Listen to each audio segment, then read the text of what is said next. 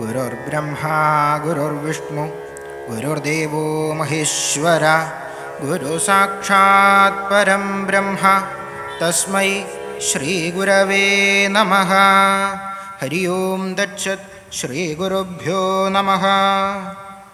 कैलासाद्रिनिभं शशाङ्ककलया स्फूर्जजटामण्डलं नासालोकनतत्परं त्रिनयनं वीरासनाध्यासितं मुद्राटङ्गकुरङ्गजानुविलसद्बाहुं प्रसन्नाननं कक्ष्याबद्धभुजङ्गमं मुनिवृतं वन्दे महेशं परं।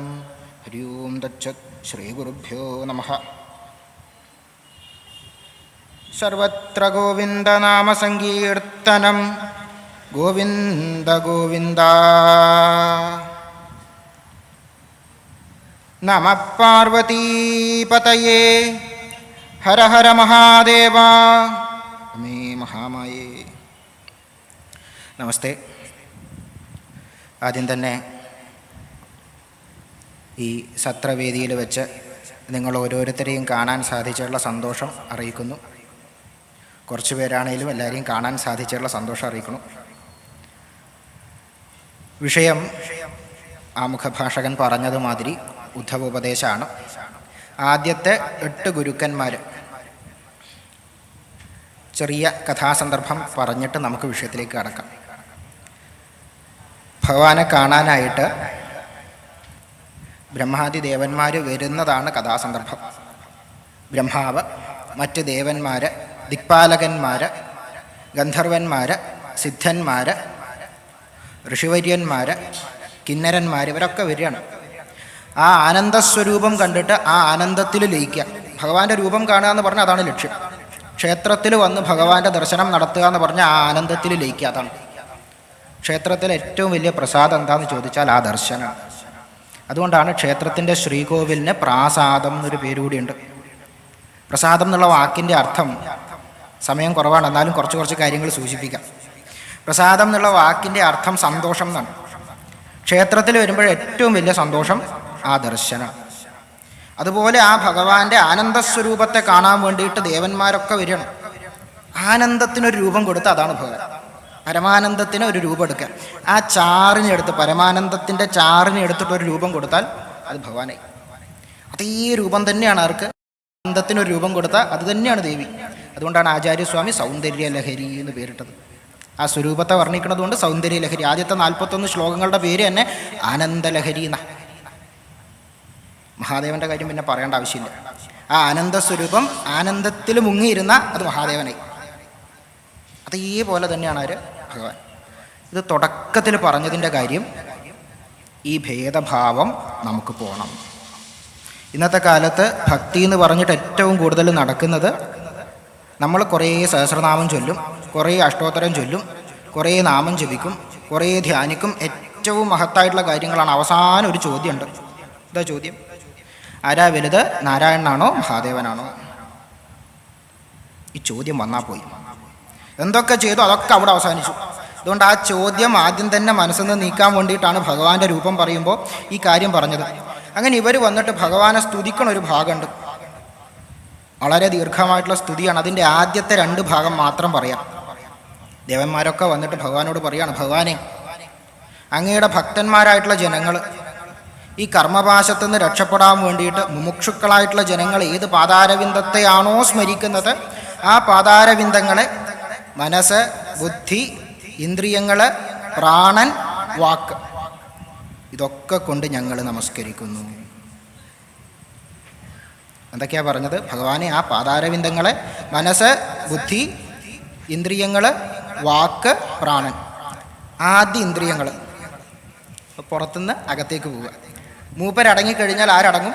മനസ്സടങ്ങും. മനസ്സടങ്ങിക്കഴിഞ്ഞാൽ അഹങ്കാരം കുറച്ച് കുറയും. മനസ്സിൻ്റെ പണിയിൽ തന്നെ അഹങ്കാരത്തെ കൂട്ടുക എന്നുള്ളതാണ്. പുറത്ത് ഇന്ദ്രിയങ്ങളിൽ നിന്നുള്ള അനുഭവങ്ങൾ സ്വീകരിച്ച് ഒരു ബോധത്തെ ഉറപ്പിക്കുക. എന്താ ബോധം? ഈ ശരീരം തന്നെ ആട്ടോ ഞാൻ.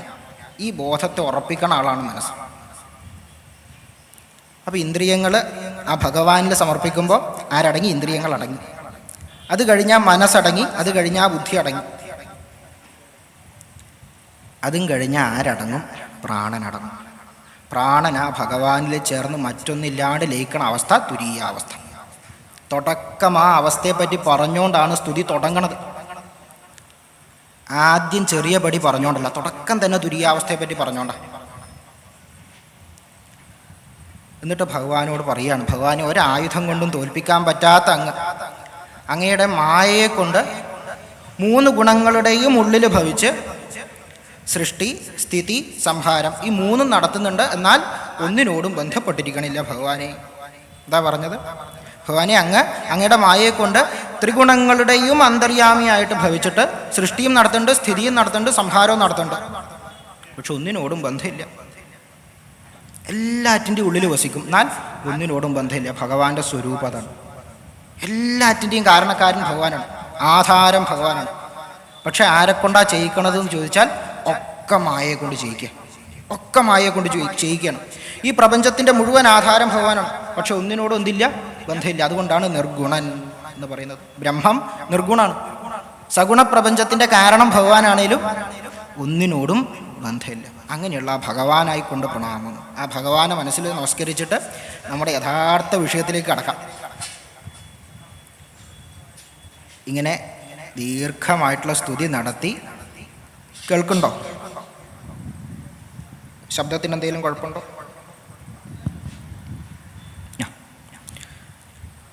ഏതായാലും നിർത്തണ്ട, തുടരാം. അങ്ങനെ ദീർഘമായിട്ടുള്ള സ്തുതിയൊക്കെ നടത്തിയിട്ട് ദേവന്മാരൊക്കെ തിരിച്ചു പോയി. ഈ സമയത്താണ് ദ്വാരകയിൽ അശുഭലക്ഷണങ്ങൾ വരികയാണ്. കാരണം അതിനും മാത്രം യാദവർ ചെയ്തു വെച്ചിട്ടുണ്ട്, ബ്രാഹ്മണ നിന്ദ ചെയ്തിട്ടുണ്ട്. ആ ശാപത്തിൻ്റെ ഫലമായിട്ട് അശുഭലക്ഷണങ്ങൾ കാണുകയാണ്. അപ്പോൾ ഭഗവാൻ കൂടെയുള്ള യാദവരൊക്കെ അവിടെയുണ്ട്. വൃദ്ധരായിട്ടുള്ള യാദവന്മാരോട് പറഞ്ഞു, ഇനി ഇവിടെ നിന്നിട്ട് കാര്യമില്ല, ഇവിടുന്ന് പോകേണ്ട സമയമായി. ബ്രാഹ്മണ ശാപം ഇപ്പോഴും സത്യമായിട്ട് ഭവിക്കുകയാണ്. അതുകൊണ്ട് ഇവിടുന്ന് പോകണം. എങ്ങോട്ട് പോകണം? പ്രഭാസത്തിലേക്ക് പോകണം. ആ പ്രഭാസത്തിലേക്ക് പോയിട്ട് അവിടുന്ന് പിതൃക്കളെ, ദേവന്മാരെ, ഇത് ശ്രദ്ധിക്കുക, ഈ വാക്കാണ് ശ്രദ്ധിക്കേണ്ടത്. പിതൃക്കളെയും ദേവന്മാരെയും നമ്മൾ സന്തോഷിപ്പിക്കുക. നമ്മൾ ഇന്ന് ഒട്ടും ചെയ്യാത്ത കാര്യമാണ് പിതൃക്കളെ സന്തോഷിപ്പിക്കുക എന്നുള്ളത്. അവിടെ ബ്രാഹ്മണന്മാർക്ക് യഥാവിധി ദാനങ്ങൾ നൽകി, അവർക്ക് ഭക്ഷണം നൽകി അവരെ സന്തോഷിപ്പിക്കാം. അങ്ങനെ ഈ ശാപത്തു നിന്ന് രക്ഷപ്പെടാം. ഇതിന് ഉദാഹരണമായിട്ട് അദ്ദേഹം ഒരു കഥയും കൂടി പറഞ്ഞു കൊടുക്കുന്നുണ്ട്. ആരുടെ കഥയാണ്? ചന്ദ്രദേവന് ഒരു ശാപം കിട്ടിയ കഥ. ദക്ഷപ്രജാപതിയുടെ കയ്യിൽ നിന്നൊരു ശാപം കിട്ടിയിട്ടുണ്ടായിരുന്നു. എന്താ ശാപം? ക്ഷയം സംഭവിക്കട്ടെ എന്നുള്ളതാ ശാപം. അപ്പോഴാ ശാപം സംഭവിച്ചപ്പോൾ അദ്ദേഹം ഈ പ്രഭാസത്തിൽ പോയിട്ടാണ് എന്ത് ചെയ്യുന്നത്? കുളിച്ച് പൂജ ചെയ്ത് അതോടെ ആ കാന്തിയെ തിരിച്ചെടുത്തു എന്ന് പറഞ്ഞു. അതുപോലെ നമുക്കും പോയിട്ട് ദേവന്മാരെയും പിതൃക്കളെയും പ്രീതിപ്പെടുത്തി ബ്രാഹ്മണർക്ക് ഭോജനം നൽകി ദാനങ്ങൾ നൽകിയിട്ട് അവരെ സന്തോഷിപ്പിക്കാം എന്ന് പറഞ്ഞു. അപ്പോൾ ഈ യാദവശ്രേഷ്ഠന്മാരൊക്കെ എന്ത് ചെയ്തു? കുതിരകളൊക്കെ പൂട്ടി തയ്യാറാക്കിയിട്ട് നിൽക്കുകയാണ്, പോകാൻ വേണ്ടിയിട്ട് നിൽക്കുകയാണ്. ഈ സമയത്ത് ഒരാൾ മാറിയിരിക്കുന്നുണ്ട്. ആരാത്? ഉദ്ധവർ. അപ്പോൾ ഇതൊക്കെ കണ്ടിട്ട് മാറിയിരിക്കുകയാണ്. എന്താണ് നടക്കണത് എന്നറിയാം, എന്താണ് നടക്കാൻ പോകുന്നത് എന്നറിയാം, ഭഗവാന്റെ മനസ്സിൽ എന്താണെന്നറിയാം. ഭഗവാന്റെ മനസ്സറിഞ്ഞിട്ടുള്ള ആളാണ്. ഇതുപോലൊരു ഭക്തനെ നമുക്ക് രാമായണത്തിൽ കാണാം. ഹനുമാൻ സ്വാമി സദാ ഭഗവാന്റെ പാതാരവിന്ദങ്ങളല്ലാണ്ട് മറ്റൊന്നും ആ മനസ്സിലുണ്ടായിരുന്നില്ല.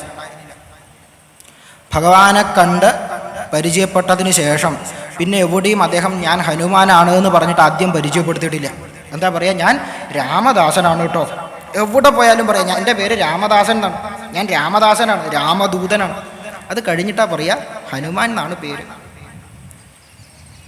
ആ മൈനാക പർവ്വതത്തെയൊക്കെ അദ്ദേഹം സമാധാനിപ്പിച്ച് അയക്കണ ഒരു ഭാഗമുണ്ട്. രാമകാര്യത്തിനായിട്ട് പോകുന്ന സമയത്ത് പെരുവഴിയിൽ അശനശയനങ്ങൾ പാടില്ല, അതുകൊണ്ട് ബന്ധുസൽക്കാരം പരിഗ്രഹിച്ചു എന്ന് നീ മനസ്സിൽ വിചാരിക്കുക, എന്നിട്ട് പൊക്കോളൂ.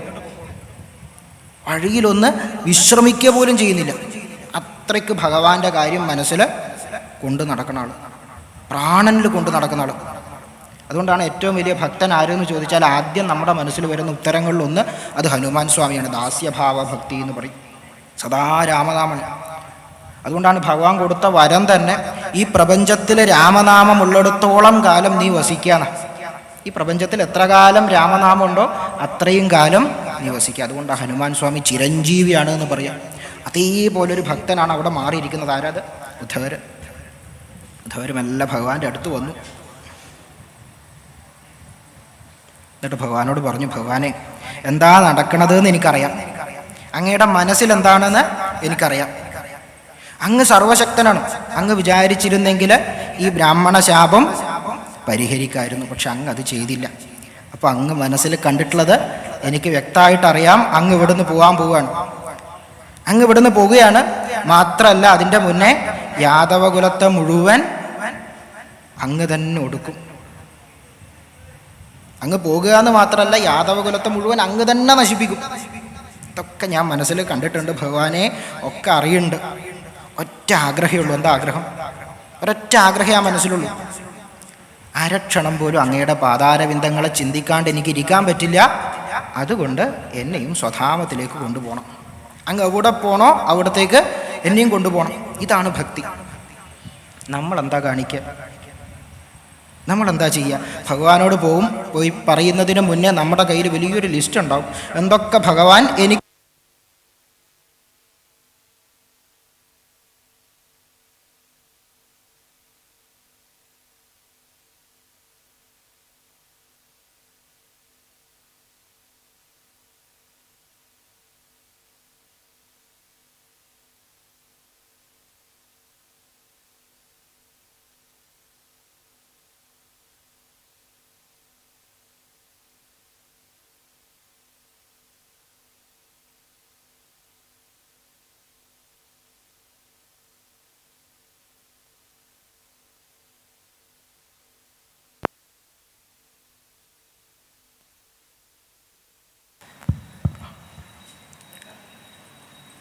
പ്രതിസന്ധികൾ ഇതുപോലെ വരും. ഇതിൻ്റെ പേരാണ് മായ.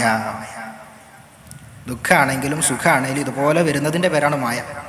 ഒക്കെ ഭഗവാന്റെ ലീലകളാണ് എന്നറിയാം. അതിനെപ്പറ്റിയാണ് ഇനി പറയാൻ പോകുന്നത്. ഇപ്പോൾ ഭഗവാനോട് പറഞ്ഞു, ഭഗവാനെ, അരക്ഷണം പോലും അങ്ങേ ചിന്തിക്കാണ്ട് എനിക്കിരിക്കാൻ പറ്റില്ല. അതുകൊണ്ട് അങ്ങ് എന്ത് ചെയ്യുക? എവിടേക്ക് വേണമെങ്കിലും പൊക്കോളൂ, കൂടെ എന്നെയും കൊണ്ടുപോകണം. അത് മാത്രമാണ് എൻ്റെ ആഗ്രഹം. നമ്മളാണെങ്കിലും ഭഗവാനോട് പറയുന്നത് മുഴുവൻ നമ്മുടെ ആവശ്യങ്ങളാണ്. ഭഗവാൻ, എനിക്ക് അത് വേണം, ഇത് വേണം, സ്വത്തുക്കൾ വേണം, നല്ല ബന്ധുക്കൾ വേണം, നല്ല വിദ്യാഭ്യാസം വേണം, നല്ല സന്താനങ്ങൾ വേണം. ഇങ്ങനെ ആവശ്യങ്ങൾ മാത്രമേ നമ്മൾ പറയൂ. കൂടിപ്പോയാൽ നമ്മുടെ ദുഃഖങ്ങളും പറയും. വേറൊന്നും നമ്മൾ അങ്ങോട്ട് പറയില്ല. ഒറ്റ കാര്യം എവിടെ ആവശ്യപ്പെടുന്നുള്ളൂ. എന്താ ആവശ്യപ്പെടുന്നത്? ഭഗവാനെ, എവിടെ പോയാലും എന്നെയും കൂടി കൊണ്ടുപോവുക. മറ്റൊന്നും എനിക്ക് ആഗ്രഹമില്ല, എന്നെയും കൂടി അങ്ങയുടെ കൂടെ കൊണ്ടുപോവുക.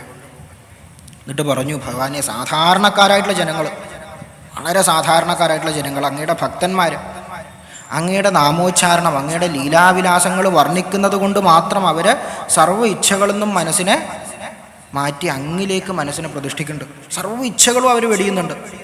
അപ്പോൾ സദാ ഊണിലും ഉറക്കിലും സഞ്ചാരത്തിലും എവിടെ ഒരു സ്ഥലത്ത് അടങ്ങിയിരുന്നാലും സദാ അങ്ങയുടെ നാമം ജപിക്കണം. എനിക്ക് അങ്ങേ പിരിഞ്ഞിരിക്കാനാവൂ? ഇതാ ചോദ്യം. ഊണിൽ ഉറക്കിൽ സദാ അങ്ങയുടെ നാമം ജപിക്കണം. എനിക്ക് അങ്ങേ പിരിഞ്ഞിരിക്കാനാവൂ? ശയനത്തിൽ, ആസനത്തിൽ, ഒരു സ്ഥലത്ത് ഇരിക്കുമ്പോൾ, സഞ്ചരിക്കുമ്പോൾ സദാ എൻ്റെ മനസ്സിൽ അങ്ങയുടെ നാമമാണ്. സദാ ഭഗവാന്റെ നാമം ഉച്ചരിക്കുക എന്നുള്ളത്, അതാണ് സമർപ്പണം, നാമോച്ചാരണം. ഇന്ന് നമുക്ക് നഷ്ടപ്പെട്ടു പോയിട്ടുള്ള വലിയൊരു സംസ്കാരമാണ് നാമോച്ചാരണം എന്നുള്ളത്. നമ്മളിന്ന് നാമം ജപിക്കില്ല. എപ്പോഴും ഒഴിവ് കഴിവ് പറയും. ഒന്നുകിൽ സമയമില്ല, അല്ലെങ്കിൽ ഞങ്ങളൊക്കെ സാധാരണക്കാരല്ലേ. ഈ രണ്ട് കാര്യങ്ങൾ പറഞ്ഞിട്ടാണ് നമ്മൾ ഒഴിയുക. അവരൊക്കെ വലിയ വലിയ ആൾക്കാർ, അവർക്കൊക്കെ നല്ല അറിവുണ്ട്, അവർക്ക് ജപിക്കാൻ. ഞാൻ ജപിച്ചിട്ട് വലിയ കാര്യമൊന്നുമില്ല, അതുകൊണ്ട് ഞാൻ സാധാരണക്കാരനല്ലേ ഇത് പറയും. ഇല്ലെങ്കിൽ എന്താ പറയുക? സമയമില്ല. സദാ ജപിക്കുക. എത്ര കണ്ട് നാമം ജപിക്കാൻ പറ്റുമോ അത്ര കണ്ട് നാമം ജപിക്കുക. അതിനു വേണ്ടിയിട്ടാണ് നമ്മുടെ വ്രതങ്ങൾ, അനുഷ്ഠാനങ്ങളൊക്കെ. ശിവരാത്രി ഏറ്റവും നല്ല ഉദാഹരണമാണ്. എന്തിനാ ശിവരാത്രി? ഇന്നത്തെ കാലത്ത് ഉറക്കം കളയുക എന്നുള്ളത് മാത്രമാണ് നമുക്ക് ശിവരാത്രി എന്ന് പറഞ്ഞ്. ഉറങ്ങാണ്ടിരിക്കാനുള്ളൊരു ദിവസമാക്കിയിട്ട് നമ്മളതിനെ മാറ്റി. എന്താ ശിവരാത്രിയുടെ താല്പര്യം? അത്രയും സമയം പഞ്ചാക്ഷരി ജപിക്കുക എന്നുള്ളതാണ്. എത്ര കണ്ട് പഞ്ചാക്ഷരി ജപിക്കാൻ പറ്റുമോ അത്ര കണ്ട് പഞ്ചാക്ഷരി ജപിക്കുക. ഉറങ്ങണ സമയം കൂടി എടുത്ത് പഞ്ചാക്ഷരി ജപിക്കുക. നമഃ ശിവായ, നമഃ ശിവായ, നമഃ ശിവായ. അങ്ങനെ എത്ര കണ്ട് നമുക്ക് ജപിക്കാൻ പറ്റുമോ അത്ര കണ്ട് ജപിക്കുക എന്നുള്ളതാണ്. ആ ആനന്ദത്തിൽ വേണം അടുത്ത ദിവസം വ്രതം സമർപ്പിക്കാൻ. ഈ ആനന്ദത്തിൽ സമർപ്പിക്കണം. അങ്ങനെ സമർപ്പിക്കുമ്പോൾ ഒരു ദണ്ഡ നമസ്കാരത്തിലൊന്നും നമുക്ക് അവസാനിപ്പിക്കാൻ പറ്റില്ല. അതുകൊണ്ടാണ് ശിവപുരാണത്തിൽ കോടിരുദ്ര സംഹിതയിൽ സവിസ്തരം പറയും എങ്ങനെ സമർപ്പിക്കണം. വീണ്ടും വീണ്ടും നമസ്കരിക്കുക. അത് ബുദ്ധി ചെയ്യുന്നതല്ല, മനസ്സ് ആനന്ദത്തിൽ നമ്മൾ പോലും അറിയാണ്ട് ചെയ്യിക്കും. പ്രാണൻ ചെയ്യിക്കും, മനസ്സ് പോലും അല്ല, പ്രാണൻ ചെയ്യിക്കും. കാരണം അത്രയും പഞ്ചാക്ഷരി ജപിച്ചിട്ടുള്ളിലുണ്ട്. ആ പഞ്ചാക്ഷരി നമ്മളെ കൊണ്ട് ചെയ്യിപ്പിക്കുന്നതാണ്. പ്രാണൻ അവിടെ നമസ്കരിക്കുന്നു എന്നുള്ള ബോധ്യത്തിൽ വേണം ജപിക്കാൻ. നമ്മളെങ്ങനെയാണ് ജപിക്കുക? ആദ്യത്തെ തവണ നമഃശിവായ ജപിക്കും, രണ്ടാമത്തെ തവണ ജപിക്കും, മൂന്നാമത്തെ തവണ എന്താ കേൾക്കുക? ശീ ശീ ശീ ശീ. കുറച്ച് കഴിഞ്ഞാൽ കാറ്റ് മാത്രമേ ഉണ്ടാവും, കുറച്ച് കഴിഞ്ഞാൽ അതും ഉണ്ടാവില്ല. ഇതാണ് ഇന്നത്തെ നമ്മുടെ അവസ്ഥ. എന്നിട്ട് പറയുകയാണ്, ഭഗവാനെ അങ്ങയുടെ ഉച്ഛിഷ്ടങ്ങൾ സ്വീകരിച്ചിട്ട് അങ്ങ് കഴിച്ചതിൻ്റെ ബാക്കി ഭക്ഷണം, അങ്ങ് ഉപയോഗിച്ച ചന്ദനം, അങ്ങ് ഉപയോഗിച്ച അലങ്കാരങ്ങൾ, അങ്ങ് ഉപയോഗിച്ച വസ്ത്രം, ഇതൊക്കെ സ്വീകരിച്ചിട്ട്, ഇതൊക്കെ ഉപയോഗിച്ചിട്ട് ഞങ്ങൾ അങ്ങയുടെ ഈ മായയെ മറികടക്കും. ഇനി ഈ മായയെ മറികടക്കും എന്ന് 3-4 തവണ പറയല. എന്തൊക്കെ കൊണ്ടാണ് മറികടക്കുക? ഭഗവാനെ അങ്ങ് ഉപയോഗിച്ച വസ്ത്രം, അങ്ങ് ഉപയോഗിച്ച ചന്ദനം, അങ്ങ് ഉപയോഗിച്ച അലങ്കാരങ്ങൾ, അങ്ങ് കഴിച്ചതിൻ്റെ ബാക്കി ഭക്ഷണം, ഇതൊക്കെ ഉപയോഗിച്ചിട്ട് ഞങ്ങൾ എന്തു ചെയ്യും? ഈ മായയെ മറികടക്കും. ഒക്കെ ഭഗവാന്റെ ബാക്കി സ്വീകരിച്ചിട്ട് ഇതിനെ മറികടക്കും. ഒക്കെ മായയാണെന്ന് ആദ്യമേ പറഞ്ഞു വെച്ചു. കാണുന്നതൊക്കെ മായയാണ്. ഇതിൻ്റെ ഒക്കെ തിരക്കഥയായിട്ട് മൂപ്പർ അതിൻ്റെ പിന്നിലിരുന്നിട്ട് ഒക്കെ നടത്തിക്കൊണ്ടിരിക്കുക. ചെയ്യണ ആള് മായയാണ്. ഇതൊക്കെ ആദ്യമേ തീരുമാനിച്ചു വെച്ചിട്ടുള്ളതാണ്. അതറിയണമെങ്കിൽ കുറച്ചുകൂടി മുന്നോട്ടുള്ള ഭാഗത്ത് ദേവന്മാരുടെ ആ സ്തുതിയിൽ ബ്രഹ്മദേവനോട് ഭഗവാൻ പറയുന്നൊരു ഭാഗമുണ്ട്. ആ സ്തുതിയൊക്കെ കഴിഞ്ഞ് അവർ പോകുന്നതിന് മുന്നേ ഭഗവാൻ പറയുന്നുണ്ട്, അല്ലയോ ബ്രഹ്മദേവ, ഈ അഹങ്കാരം കൊണ്ട് ഉന്മത്തരായിട്ടുള്ള ഈ യാദവന്മാരെ ഞാനിവിടെ ബാക്കി വെച്ചാൽ അവന്മാരെ കൊണ്ട് എന്ത് ചെയ്യും? ഈ ലോകം നശിക്കും. അതുകൊണ്ട് ഞാൻ അവരെയും ബാക്കി വെക്കില്ല എന്ന് പറയുന്നുണ്ട്. ഇതൊക്കെ ആദ്യമേ തീരുമാനിച്ചതാണ്. ബാക്കിയൊക്കെ എന്ത് ചെയ്യാം? മായയെ കൊണ്ട് നടത്തുകയാണ്. അതുകൊണ്ട് ഭഗവാനോട് പറഞ്ഞു, ഭഗവാനെ ഞങ്ങൾ എന്തായാലും എന്ത് ചെയ്യും? ഈ മായയെ അതിജീവിക്കും. എങ്ങനെ അതിജീവിക്കും? അങ്ങയുടെ ബാക്കിയായിട്ടുള്ള അലങ്കാരങ്ങൾ, അങ്ങ് ഉപയോഗിച്ച ചന്ദനം, അങ്ങ് ഉപയോഗിച്ച വസ്ത്രം, അങ്ങ് ഉപയോഗിച്ച ഭക്ഷണം. എന്താ താല്പര്യം? പൂർണ്ണ സമർപ്പണം. ഒക്കെ അവിടെ കൊടുക്കുക, ഒക്കെ അവിടെ കൊടുക്കുക. ഭക്ഷണമായാലും വസ്ത്രമാണെങ്കിലും ഒക്കെ അവിടത്തേതായിട്ട് സ്വീകരിക്കുക, അവിടുത്തെ പ്രസാദമായിട്ട് സ്വീകരിക്കുക. അവിടുത്തെ പ്രസാദമായിട്ട് സ്വീകരിക്കണമെങ്കിൽ എന്ത് വേണം? അവിടെ സമർപ്പിക്കണം. അതാണ് പ്രഹ്ലാദൻ അവസാനം പറഞ്ഞ ആത്മനിവേദനം. ശ്രവണം, കീർത്തനം, വിഷ്ണുസ്മരണം, പാദസേവനം, അർച്ചനം, വന്ദനം, ദാസ്യം, സഖ്യം. അടുത്ത് എന്താ? ആത്മനിവേദനം. ഈ ആത്മനിവേദനാണ് ഇവിടെ പറയുന്നത്. ഭഗവാനെ ഞങ്ങൾ പൂർണ്ണമായിട്ട് അവിടെ സമർപ്പിക്കുകയാണ്, പൂർണ്ണമായിട്ട് സമർപ്പിക്കുകയാണ്. ഈ സമർപ്പണമാണ് ആനന്ദം. ഈ സമർപ്പണത്തിൻ്റെ പേര് ആനന്ദം. ഒക്കെ അവിടെ സമർപ്പിക്കുക. സർവ്വകർമ്മങ്ങളെയും അവിടെ സമർപ്പിക്കുക, സർവ്വ ചിന്തകളെയും അവിടെ സമർപ്പിക്കുക, ശ്വാസോച്ഛ്വാസത്തെപ്പോലും അവിടെ സമർപ്പിക്കുക. ഇത് മനസ്സുകൊണ്ട് ചെയ്യണ പരിപാടിയല്ല, ഉള്ളിന്ന് വരുന്നതാണ്. നമ്മളെപ്പോഴും നാക്കുകൊണ്ട് കസർത്ത് കാണിക്കണവരാ. എപ്പോഴും പറയും ഭഗവാനെ സമർപ്പിക്കൂട്ടോ, ഒക്കെ ഭഗവാനുള്ളതാണ്, ഒക്കെ ഭഗവാനുള്ളതാണ്, ഞാൻ തന്നെ ഭഗവാനുള്ളതാണ്. ഇതിൻ്റെ 100-1 നമ്മൾ പ്രാവർത്തികമാക്കില്ല. അതാണ് ഏറ്റവും വലിയ കഷ്ടം. മുന്നോട്ട് പോവാണ് അദ്ദേഹം. ഭഗവാനെ അങ്ങ് ഈ ഭൂമിയിൽ വന്ന് പറന്നപ്പോൾ കാണിച്ചിട്ടുള്ള ലീലാവിലാസങ്ങൾ, അതിൻ്റെ കീർത്തനം ഒന്നുകൊണ്ട് മാത്രം ഈ മായയെ ഞങ്ങൾ മറികടക്കും. എന്താ പറയുന്നത്? ഭഗവാനെ അങ്ങയുടെ ലീലാവിലാസങ്ങൾ ഈ ഭൂമിയിൽ വന്ന് പറന്നപ്പോഴും, മായ കൊണ്ടാണ് അദ്ദേഹം ഭൂമിയിൽ വന്ന് പറക്കുന്നത്. ഈ ശരീരം എടുക്കുന്നത് തന്നെ മായ കൊണ്ടാണ്. കാരണം ഭഗവാൻ എന്തില്ല? രൂപമില്ല, നാമമില്ല, ഗുണമില്ല, കർമ്മമില്ല. ആര് പറഞ്ഞതാ? ഇന്ദ്രദ്യുമ്നൻ സവിസ്തരം പറഞ്ഞതാണ് ഗജേന്ദ്രം.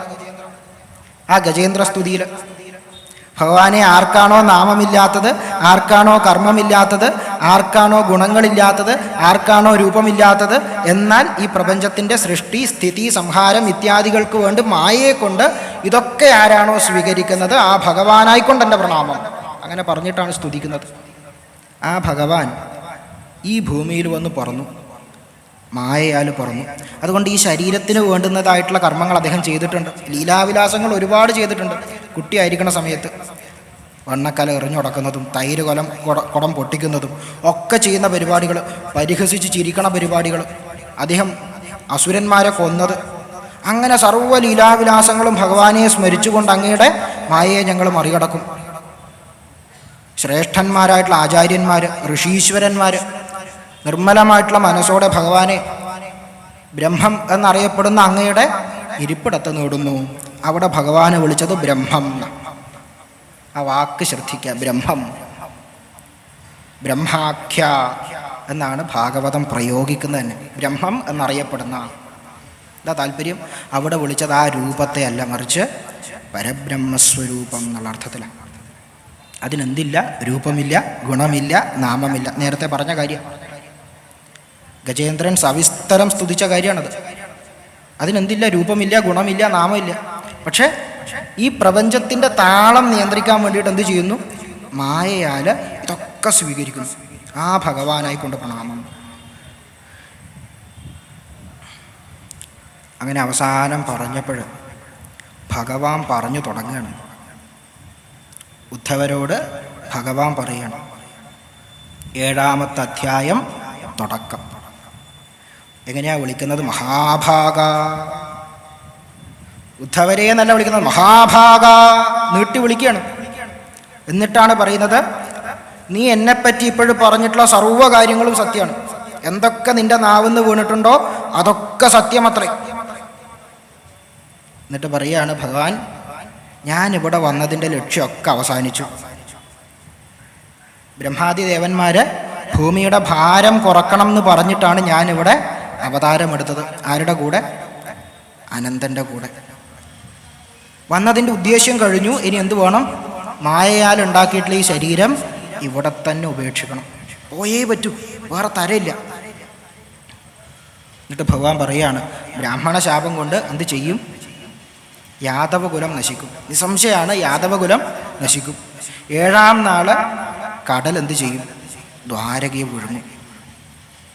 ഞാൻ പോയി കഴിയുമ്പോൾ കലി ഈ ഭൂമിയെ ആകമാനം ബാധിക്കും. ആ സമയത്ത് സർവ്വജനങ്ങളും അധർമ്മചാരികളായിട്ട് മാറും.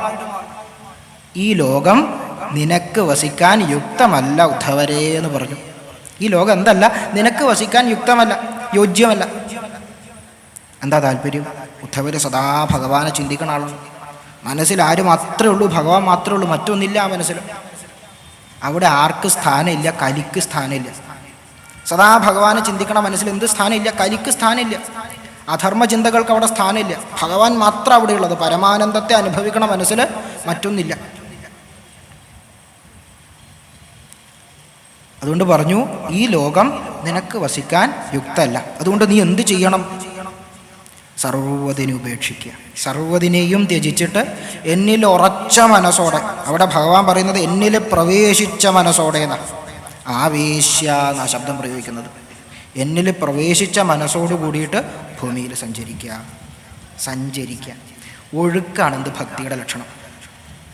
അതിന് തടയിടാൻ പറ്റില്ല, ഒഴുക്കാണ്. ഭക്തിയിൽ എന്തില്ല എന്ന് പറയും? ഫുൾ സ്റ്റോപ്പില്ല. ഞാൻ ഒരു പേര് മാത്രമേ വിളിക്കൂ കേട്ടോ, ആ പരിപാടി എവിടെയില്ല, ഭക്തിയിലില്ല. അച്യുതാന്ന് മാത്രമേ വിളിക്കൂ, ആ പരിപാടി എവിടെയില്ല, ഭക്തിയിലില്ല. അത് ഒഴുക്കാണ്, ഉള്ളുന്ന് വരുന്ന ഒഴുക്കാണ്. അച്യുത, മാധവ, ഗോവിന്ദ, കൃഷ്ണ, ഹരേ, പിന്നെ എന്തൊക്കെയാന്ന് ചോദിക്കുമ്പോൾ അപ്പം നമ്മൾ തലയാട്ടും. കാരണം നല്ല ഉറക്കത്തിലാണ്. എന്തൊക്കെ തന്നെയാണെങ്കിലും സർവ്വനാമങ്ങളും നമ്മൾ വിളിക്കും. ഏതൊക്കെ നാമങ്ങൾ വിളിച്ചു എന്നറിയില്ല, എത്ര തവണ വിളിച്ചു എന്നറിയില്ല. അങ്ങനെ അനന്തമായിട്ട് നമ്മൾ വിളിക്കും. ഭക്തിയിൽ എന്തില്ല? ഫുൾ സ്റ്റോപ്പില്ല. ഈ ഒഴുക്കാണ് ഭക്തി. കുറച്ചുകൂടി കഴിയുമ്പോൾ നാമവും ഇല്ലാണ്ടാവും. കുറച്ചുകൂടി കഴിയുമ്പോൾ നാമവും ഇല്ലാണ്ടാവും. കുറച്ചുകൂടി കഴിഞ്ഞാൽ രൂപമില്ലാണ്ടാവും. അതുകൂടി കഴിഞ്ഞാൽ നമ്മളും ഇല്ലാണ്ടാവും. ആര് മാത്രമാവും? ആ ഭഗവാൻ മാത്രമാവും. നാമം ഒഴിവാകും, രൂപം ഒഴിവാകും, വിളിക്കണ നമ്മൾ ഒഴിവാകും, മനസ്സൊഴിവാകും. പ്രാണൻ അവിടെ ചേർന്ന് ലയിക്കും. ഭഗവാൻ മാത്രമായിട്ട് മാറും. ഭഗവാൻ മാത്രമായിട്ട് മാറും, മറ്റൊന്നില്ല. അനുഭവിക്കണ ആൾ ഭഗവാൻ, അനുഭവിപ്പിക്കണ ആൾ ഭഗവാൻ. എന്താണോ അനുഭവിക്കണത് അതും ഭഗവാൻ. സർവം ഭഗവാനായിട്ട് മാറും. ഇതിനെ ശൈവത്തിൽ വിളിക്കും ജഗദാനന്ദം. പിന്നെന്താ വിളിക്കുക? ജഗദാനന്ദം. ജഗത്ത് മുഴുവൻ ശിവനായിട്ട് മാറുന്ന അവസ്ഥ. ജഗത്ത്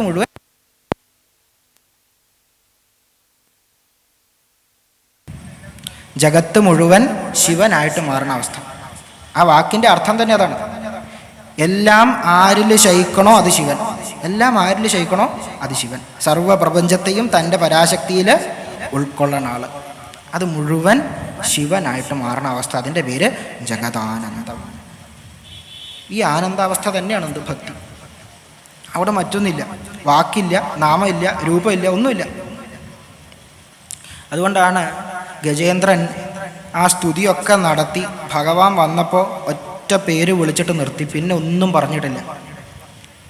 സുദീർഘമായിട്ടുള്ള സ്തുതി നടത്തിയ ആൾ ഭഗവാനെ കണ്ടപ്പോൾ ഒരൊറ്റ വാചക വിളിക്കുന്നത്. ആ വാചകം നമുക്ക് വളരെ പരിചിതമാണ്, വളരെ പ്രസിദ്ധമായിട്ടൊരു വാക്കാണ്. എന്താ അത്? നാരായണാഖില ഗുരു ഭഗവൻ നമസ്തേ.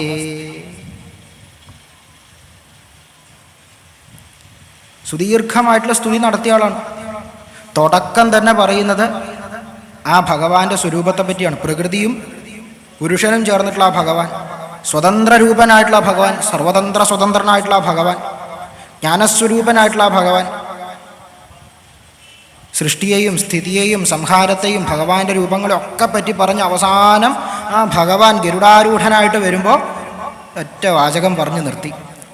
സർവജഗത്തിൻ്റെയും ഗുരുനാഥനായിട്ടുള്ള നാരായണനായിക്കൊണ്ട് പ്രണാമം, നാരായണാഖില ഗുരു ഭഗവൻ നമസ്തേ. ഒറ്റ വാക്കിൽ പറഞ്ഞ് അവസാനിപ്പിച്ചു. പിന്നെ വാക്കില്ല. വാക്കുകൾ പറഞ്ഞ് ഫലിപ്പിക്കുന്നതിനൊരു പരിധിയുണ്ട്. കാരണം ആനന്ദത്തിൽ ആരില്ല? മനസ്സില്ല. അന്ധക്കരണങ്ങൾ മുഴുവൻ ശുദ്ധമായിട്ട് അന്ധക്കരണം ഒഴിവായി പിന്നെ ആര് മാത്രമേ ഉള്ളൂ? പ്രാണൻ മാത്രമേ ഉള്ളൂ. അവിടെ വാക്കില്ല, ഇന്ദ്രിയങ്ങളില്ല, മനസ്സില്ല, അഹങ്കാരമില്ല. അഹങ്കാരം പൊട്ടിത്തുടങ്ങുമ്പോൾ ആര് വരും? ആ പരമാനന്ദം വന്നു തുടങ്ങും. ഞാൻ ഈ ശരീരമല്ല എന്നുള്ള ബോധം ഉറക്കുമ്പോൾ സർവം ആ ആത്മാവിൽ ഉറച്ച് അത് ആ ഭഗവാനിൽ ലയിച്ചു തുടങ്ങും. കുറച്ചുകൂടി കഴിഞ്ഞാൽ ഭഗവാൻ പറയുന്നുണ്ട്, ഉദ്ധവരോട് തന്നെ പറയുന്നുണ്ട്, കുറച്ചുകൂടി മുന്നോട്ട് പോകുമ്പോൾ. എന്നിട്ട് പറഞ്ഞു,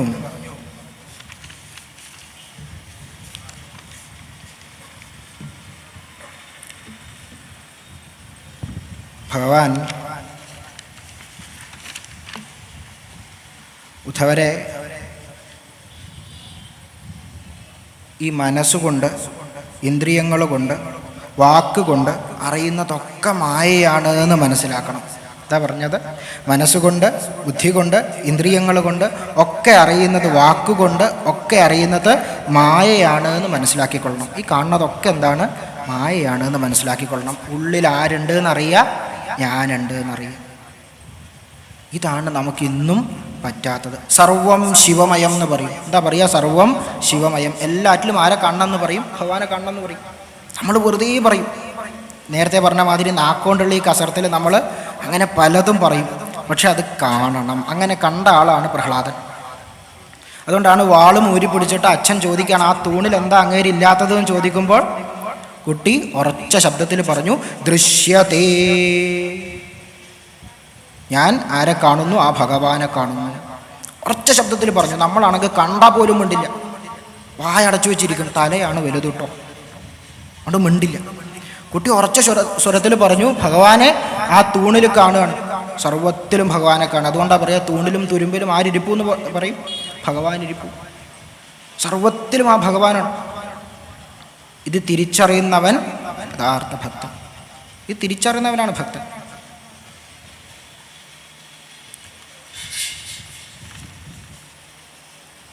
എന്നിട്ട് ഉദ്ധവരോട് ഭഗവാൻ പറഞ്ഞു, ഉദ്ധവരെ, ചിത്തവിക്ഷേപമുള്ള മനുഷ്യൻ, മായയുടെ പിടിയിൽപ്പെട്ട മനുഷ്യൻ സർവത്തിലും സർവ അർത്ഥങ്ങളിലും അഭിരമിച്ച് സർവത്തിലും എന്ത് കാണും? ഗുണദോഷങ്ങളെ കാണും. ഈ രണ്ട് കാര്യങ്ങളെ കാണും, ദോഷത്തെയും കാണും. ഇത് കാണുമ്പോഴെന്താ പ്രശ്നം?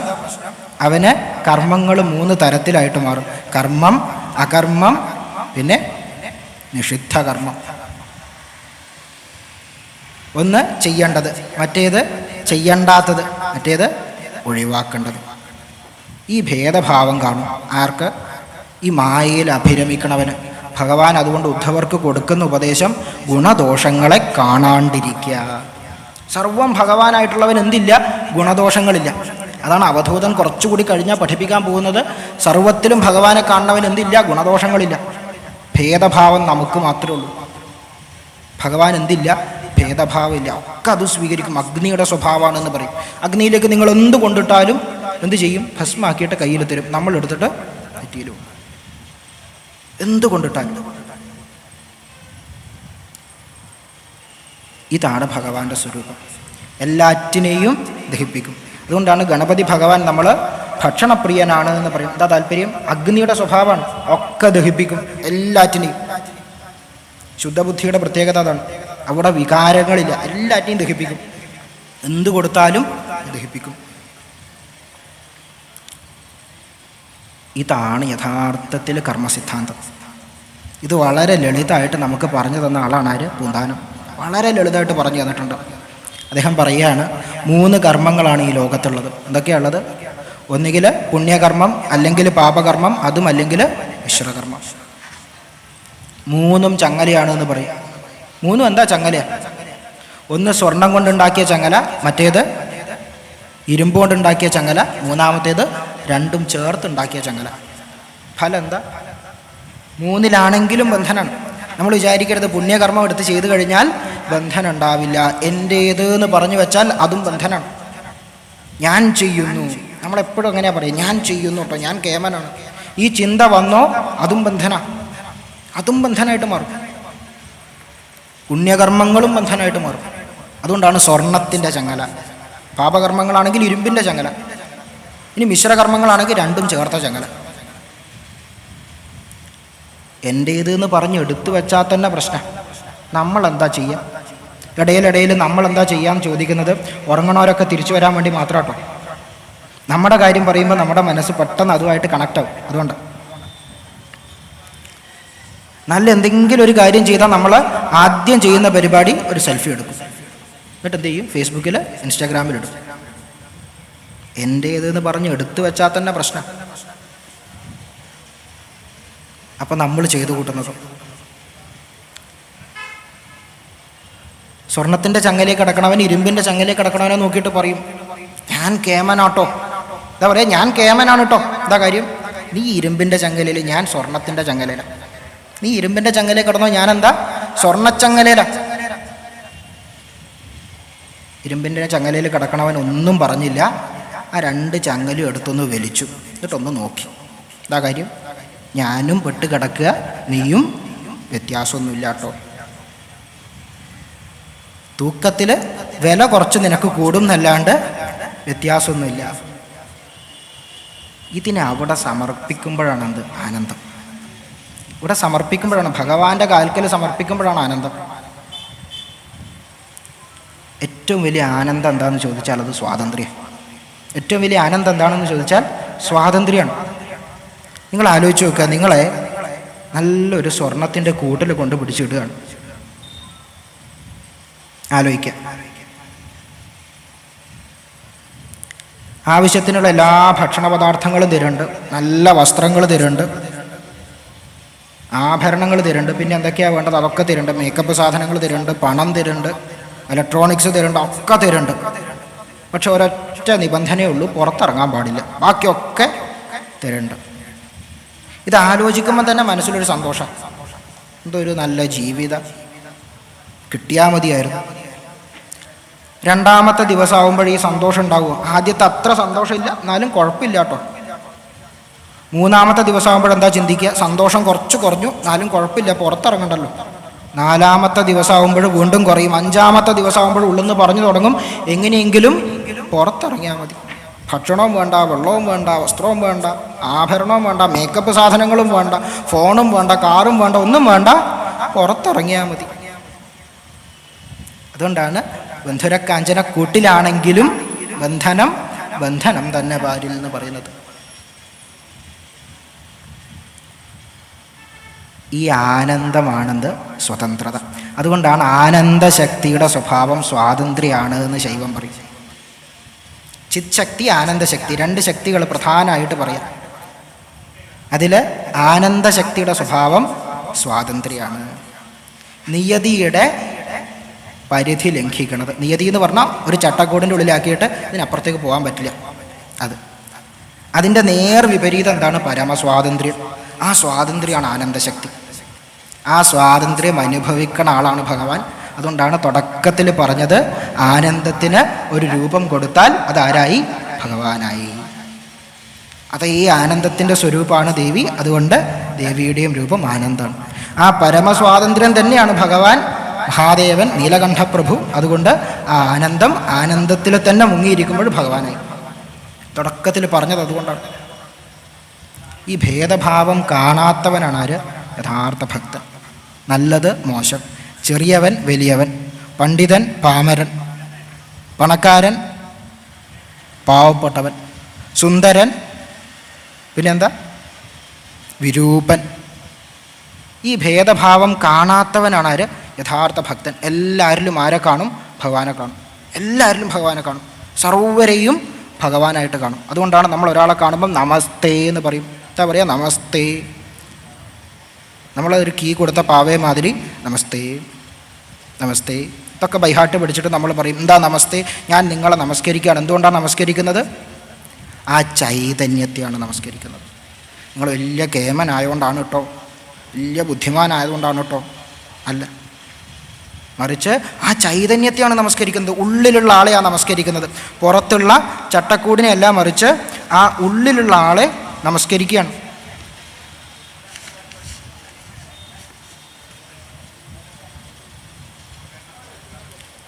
എന്നിട്ട് ഭഗവാൻ ഉദ്ധവരോട് പറഞ്ഞു,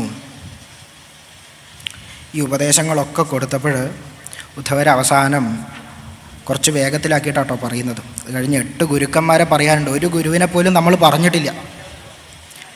ആ മുഖം പറഞ്ഞ് അവസാനം ഗുരുവിനെ പറയാൻ പറ്റാണ്ടായി കഴിഞ്ഞാൽ അതൊരു വലിയ ക്ഷീണമാണ്. അതുകൊണ്ട് കുറച്ച് വേഗത്തിൽ പോവാം. അവസാനം ഉദ്ധവർ പറഞ്ഞു, അങ്ങ് ഈ പറഞ്ഞ കാര്യങ്ങളൊക്കെ ശരിയാണ്, പക്ഷേ ഇത് എളുപ്പത്തിൽ ക്ഷീണമില്ലാണ്ട് അനുഭവിക്കാൻ ഒരു മാർഗം പറഞ്ഞു തരണം. അങ്ങ് തന്നെ പഠിപ്പിച്ചു, ത്യാഗമാണെന്ത്?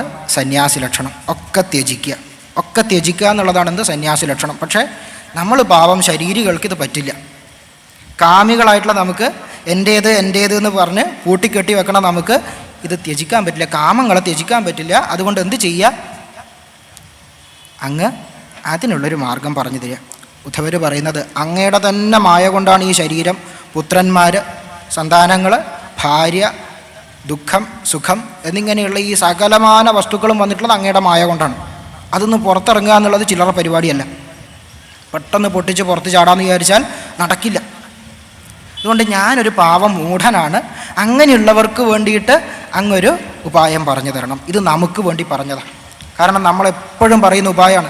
എന്തെങ്കിലും ഒരു കാര്യം ചെയ്യാൻ പറഞ്ഞാൽ, നാമം ജപിക്കാൻ പറഞ്ഞാൽ, ഉപാസിക്കാൻ പറഞ്ഞാൽ അപ്പം നമ്മൾ പറയുന്ന പരിപാടിയാണ്, ഞാനൊരു സാധാരണക്കാരനാട്ടോ. ഈ പരിപാടി അന്നുമുണ്ട്. അതുകൊണ്ട് ഉദ്ധവരെ കൊണ്ട് അത് പറയിപ്പിച്ചു, നമുക്ക് വേണ്ടിയിട്ട് എന്താ ചെയ്യുക എന്നുള്ളത്. അപ്പോൾ ഭഗവാൻ പറഞ്ഞു കൊടുക്കുന്ന കഥയാണെന്ത്? അവധൂതൻ്റെ കഥ. അതിന് മുന്നോടിയായിട്ട് കുറച്ച് കാര്യങ്ങൾ ഭഗവാൻ പറയുന്നുണ്ട്. അദ്ദേഹം പറയുകയാണ്, ഉദ്ധവരെ, സാധാരണഗതിയിൽ മനുഷ്യൻ എന്ത് ചെയ്യും? തന്നെ ഉദ്ധരിക്കും. മനുഷ്യൻ സ്വയം മനസ്സിനെ മനസ്സുകൊണ്ട് ഇല്ലാണ്ടാക്കിയിട്ട് തന്നെ ഈ വിഷയങ്ങളിൽ നിന്ന് ഉദ്ധരിക്കും. അതുകൊണ്ടാണ് മനുഷ്യജന്മത്തിന് ഇത്രയേറെ പ്രത്യേകത. അതാണ് മനുഷ്യജന്മത്തിൻ്റെ ലക്ഷ്യം. ഭഗവാൻ കുറച്ചുകൂടി മുന്നോട്ടെത്തുമ്പം പറയുന്നുണ്ട്, ഒരു കാലുള്ള ജീവിയെ ഞാൻ സൃഷ്ടിച്ചിട്ടുണ്ട്, 2 കാലുള്ളതുണ്ട്, 3 കാലുള്ളതുണ്ട്, 4 കാലുള്ളതുണ്ട്, ഒരുപാട് കാലുള്ളതുണ്ട്, കാലേ ഇല്ലാത്തതുണ്ട്. ഇതിലൊക്കെ ഏറെ ശ്രേഷ്ഠമായത് മനുഷ്യജന്മമാണ്. എന്താ താല്പര്യം? മനുഷ്യന് പ്രത്യക്ഷ അനുഭൂതികളിൽ നിന്ന് സ്വന്തം ശ്രേഷ്ഠത മനസ്സിലാക്കാനുള്ള കഴിവുണ്ട്. മനസ്സിനെ സ്വന്തം മനസ്സുകൊണ്ട് ഇല്ലാണ്ടാക്കി ആ പ്രാണനിലേക്ക് ലയിക്കാനുള്ള കഴിവുണ്ട്. അതാണ് അന്ധക്കരണ ശുദ്ധി നമ്മൾ പറയും. എന്താ ഈ അന്ധക്കരണ ശുദ്ധി? 3 ആൾക്കാരാണ് അന്ധക്കരണം: മനസ്സ്, ബുദ്ധി, അഹങ്കാരം. അവസാനം പറഞ്ഞ ആളെ പൊട്ടിക്കാനാണ് നമ്മൾ ഇത്രയേറെ പെടാപ്പാട് പെടുന്നത്. ഞാൻ ഈ ശരീരമാണ് എന്നുള്ള ബോധത്തെ പൊട്ടിക്കാൻ, അതിനെ ഇല്ലാണ്ടാക്കാൻ. സകലമാന പ്രശ്നങ്ങളും നമ്മളെ കൊണ്ട് ചാടിക്കുന്നത് ഈ അഹങ്കാരമാണ്. ഞാൻ ഈ ശരീരമാണ്, ഈ കാണുന്നതാണ്, ഈ സുഖങ്ങളാണ്, ഈ ഐശ്വര്യങ്ങളാണ്, എൻ്റെ കുടുംബമാണ് എന്നൊക്കെ എന്നെക്കൊണ്ട് തോന്നിപ്പിക്കുന്ന ആൾ അഹങ്കാരമാണ്. ആ മൂപ്പരെ പൊട്ടിച്ചു കഴിഞ്ഞാൽ എവിടെ എത്തും? തൊട്ടടുത്തത് പിന്നെ സദ്വിദ്യ, ഈശ്വരൻ, സദാശിവൻ, ശക്തി, ശിവൻ, ശൈവത്തിൽ. അവിടത്തേക്ക് എത്താൻ വേണ്ടിയിട്ടാണ്. അതിനാണ് അന്ധക്കരണ ശുദ്ധി. ആദ്യം മനസ്സിനെ ശുദ്ധാക്കുക. മനസ്സിനെ ശുദ്ധമാക്കുമ്പോൾ മൂപ്പര് മെല്ലെ ഇന്ദ്രിയാനുഭവങ്ങളെ സ്വീകരിച്ച് അഹങ്കാരത്തെ ഉറപ്പിക്കണത് കുറക്കും. അതിനു വേണ്ടിയിട്ടാണ് മനസ്സ് തുടക്കത്തിൽ പറഞ്ഞു. പുറത്തുനിന്നുള്ള കാര്യങ്ങൾ സ്വീകരിച്ചിട്ട് പറയും. കണ്ണുകൊണ്ട് കാണുന്ന കാര്യങ്ങൾ, ചെവി കൊണ്ട് കേൾക്കണത്, നാസിക കൊണ്ട് അനുഭവിക്കണ ഗന്ധങ്ങൾ, നാക്കുകൊണ്ട് രുചി, ത്വക്കുകൊണ്ട് സ്പർശം, ഇതൊക്കെ സ്വീകരിച്ചിട്ട് ഉള്ളിലുള്ള ആളോട് പറയും, ഈ കാണുന്നതൊക്കെ ആട്ടോ ഞാൻ, ഈ മൈക്ക്, മുന്നിൽ വെച്ച പേപ്പർ, ഫോണ്, ഇവിടെ ഇരിക്കണ കസേരകൾ, ഇവിടെ ഇരിക്കണ വിഗ്രഹങ്ങൾ, എൻ്റെ വസ്ത്രം, വാച്ച്, ആഭരണങ്ങൾ, ഇതൊക്കെ തന്നെ ആട്ടോ ഞാൻ, ഇതൊക്കെ പോയാൽ തീർന്നു. അങ്ങനെ കാണുന്നത്, കേൾക്കണത്, അറിയണത്, ഇതൊക്കെ വെച്ചിട്ട് ഉള്ളിൽ ഉറപ്പിക്കും, ഞാൻ ഈ ശരീരം തന്നെയാണ്. അപ്പോൾ മനസ്സിനെ നിയന്ത്രിക്കുമ്പോൾ അതാദ്യം കുറഞ്ഞു കിട്ടും. അപ്പോൾ ബുദ്ധി നിയന്ത്രണത്തിലാവും. മെല്ലെ ആര് പൊട്ടും? അഹങ്കാരം പൊട്ടും. അത് പൊട്ടുമ്പോഴാണ് നേരത്തെ പറഞ്ഞ ആ ഗജേന്ദ്രൻ ഭഗവാനെ വിളിക്കുന്നത്. അതുവരെ വിളിച്ചിട്ടില്ല. അതുവരെ ഭഗവാനെ വിളിച്ചിട്ടില്ല. ആലോചിച്ച് നോക്കുക. എപ്പോഴാണ് വിളിക്കുന്നത്? മുതല കടിച്ചു അപ്പം തന്നെ ഭഗവാനെ വിളിച്ചോ? ഇല്ല. എല്ലാ ഉപായങ്ങളും പരീക്ഷിച്ച് ഒന്നും നടക്കാണ്ടായപ്പോൾ ഉള്ളിൽ തോന്നൽ വരികയാണ്, കൂടെയുള്ളവർക്ക് രക്ഷിക്കാൻ പറ്റണില്ല, എന്നെക്കൊണ്ട് സ്വന്തമായിട്ട് രക്ഷപ്പെടാൻ പറ്റുന്നില്ല, ഇനി ആര് മാത്രമേ രക്ഷയുള്ളൂ? ഭഗവാൻ മാത്രമേ ഉള്ളൂ. നമ്മൾ എന്താ വിചാരിച്ചത്? ആനയുടെ കാലിലൊരു മുതല കടിക്കുന്നു, ആ കഥ, ആ മുതലയെയും ആനയും രക്ഷിക്കാൻ വേണ്ടിയിട്ട് ഭഗവാൻ വരുന്നു. അതാണ് ഗജേന്ദ്രൻ്റെ കഥ. അല്ല, നമ്മുടെ ശരീരചിന്തയാണ് ഗജേന്ദ്രൻ. നമ്മുടെ ശരീരചിന്തയാണ് ആര്? ഗജേന്ദ്രൻ. അതിൻ്റെ പാരമ്യത്തിൽ ആര് വന്ന് കടിക്കും? മുതലയല്ല കടിക്കുന്നത്, നമ്മുടെ കർമ്മങ്ങൾ, കർമ്മപാശം വന്നാണ് കടിക്കുന്നത്. പക്ഷേ പൂർവജന്മത്തിൽ ഭഗവാനെ നമസ്കരിച്ചതുകൊണ്ട്, ഭഗവാനെ ചിന്തിച്ചതുകൊണ്ട് അതിൻ്റെ പുണ്യം അല്പം ഉള്ളിലുണ്ട്. കൃത്യസമയത്ത് ആ പുണ്യം കൊണ്ട് ഭഗവാനെ ചിന്തിക്കാൻ പറ്റി. ശരീരചിന്ത ആ സമയത്താണ് ഇല്ലാണ്ടാവുന്നത്. അപ്പോഴാണ് ഭഗവാനെ നമസ്കരിക്കുന്നതും ചിന്തിക്കാൻ തുടങ്ങുന്നതും. പ്രാഗ്ജന്മന്യനുശിക്ഷിതം എന്നാണ് ശുഖബ്രഹ്മർഷി അവിടെ പ്രയോഗിക്കുന്നത് തന്നെ. പൂർവത്തിൽ ഭഗവാനെ നമസ്കരിച്ചതിൻ്റെ പുണ്യം ഒന്നുകൊണ്ട് മാത്രം. അപ്പോഴാണ് പിന്നെ സ്തുതിച്ചു തുടങ്ങുന്നത്. ഓം നമോ ഭഗവതേ തസ്മൈ യദ ഏതച്ഛിതാത്മകം പുരുഷായാദി ബീജായ പരേശായാഭിധീമഹി. പിന്നെ അവിടുന്ന് തുടങ്ങുകയാണ്. യസ്മിൻ ഇതം യദച്ഛേദം യേനേതം ച ഇതം സ്വയം എന്ന് പറഞ്ഞിട്ട് പിന്നെ തുടങ്ങുക. എപ്പോഴാണ് തുടങ്ങുന്നത്? ആ ശരീരചിന്ത പോകുമ്പോഴാണ്. അപ്പോഴും മാത്രമേ ഭഗവാനെ നമസ്കരിക്കാൻ പറ്റൂ. അതുകൊണ്ടാണ് ദേവന്മാർ ദേവിയെ പ്രത്യക്ഷപ്പെടുത്താൻ വേണ്ടിയിട്ട് ചിദഗ്നികുണ്ഡത്തിൽ ശരീരത്തെ, സ്വന്തം മാംസത്തെയാണ് സമർപ്പിച്ചു എന്ന് പറയാം. എന്താ താല്പര്യം? ഞാൻ ഈ ശരീരമാണ് എന്നുള്ള ചിന്തയെ അവിടെ ഇല്ലാണ്ടാക്കണം. എന്നാലും മാത്രമേ ആരെ ചിന്തിക്കാൻ പറ്റൂ? ഭഗവാനെ ചിന്തിക്കാൻ പറ്റൂ. അഹങ്കാരം പൊട്ടുമ്പോഴും മാത്രമേ ആരുള്ളിൽ വരൂ? ഭഗവാൻ വരും.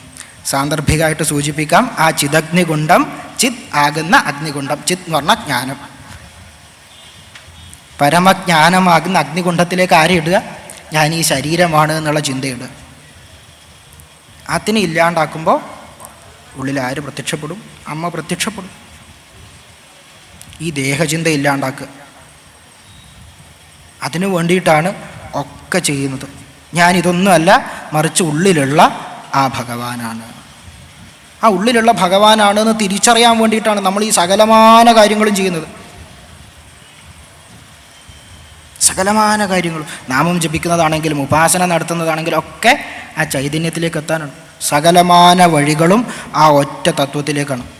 നമ്മൾ ഈ വഴികളിൽ കുടുങ്ങി കിടക്കുക. എന്നിട്ട് പറയും എൻ്റെ വഴി ശ്രേഷ്ഠം, മറ്റവൻ്റെ താഴെ കിടക്കുക കേട്ടോ. ഇതാണ് നമ്മൾ അവസാനിപ്പിക്കേണ്ടത്. അവസാനം വരെ പോവുക, ആ തത്വത്തിലെത്ത്. പോകുന്ന വഴിക്ക് എന്ത് പറയുക? എൻ്റേത് മാത്രം ശ്രേഷ്ഠം, അന്യൻ്റേത് നീചം എന്നല്ല, മറിച്ച് എല്ലാം സമമാണ്, എല്ലാം തുല്യമാണ്.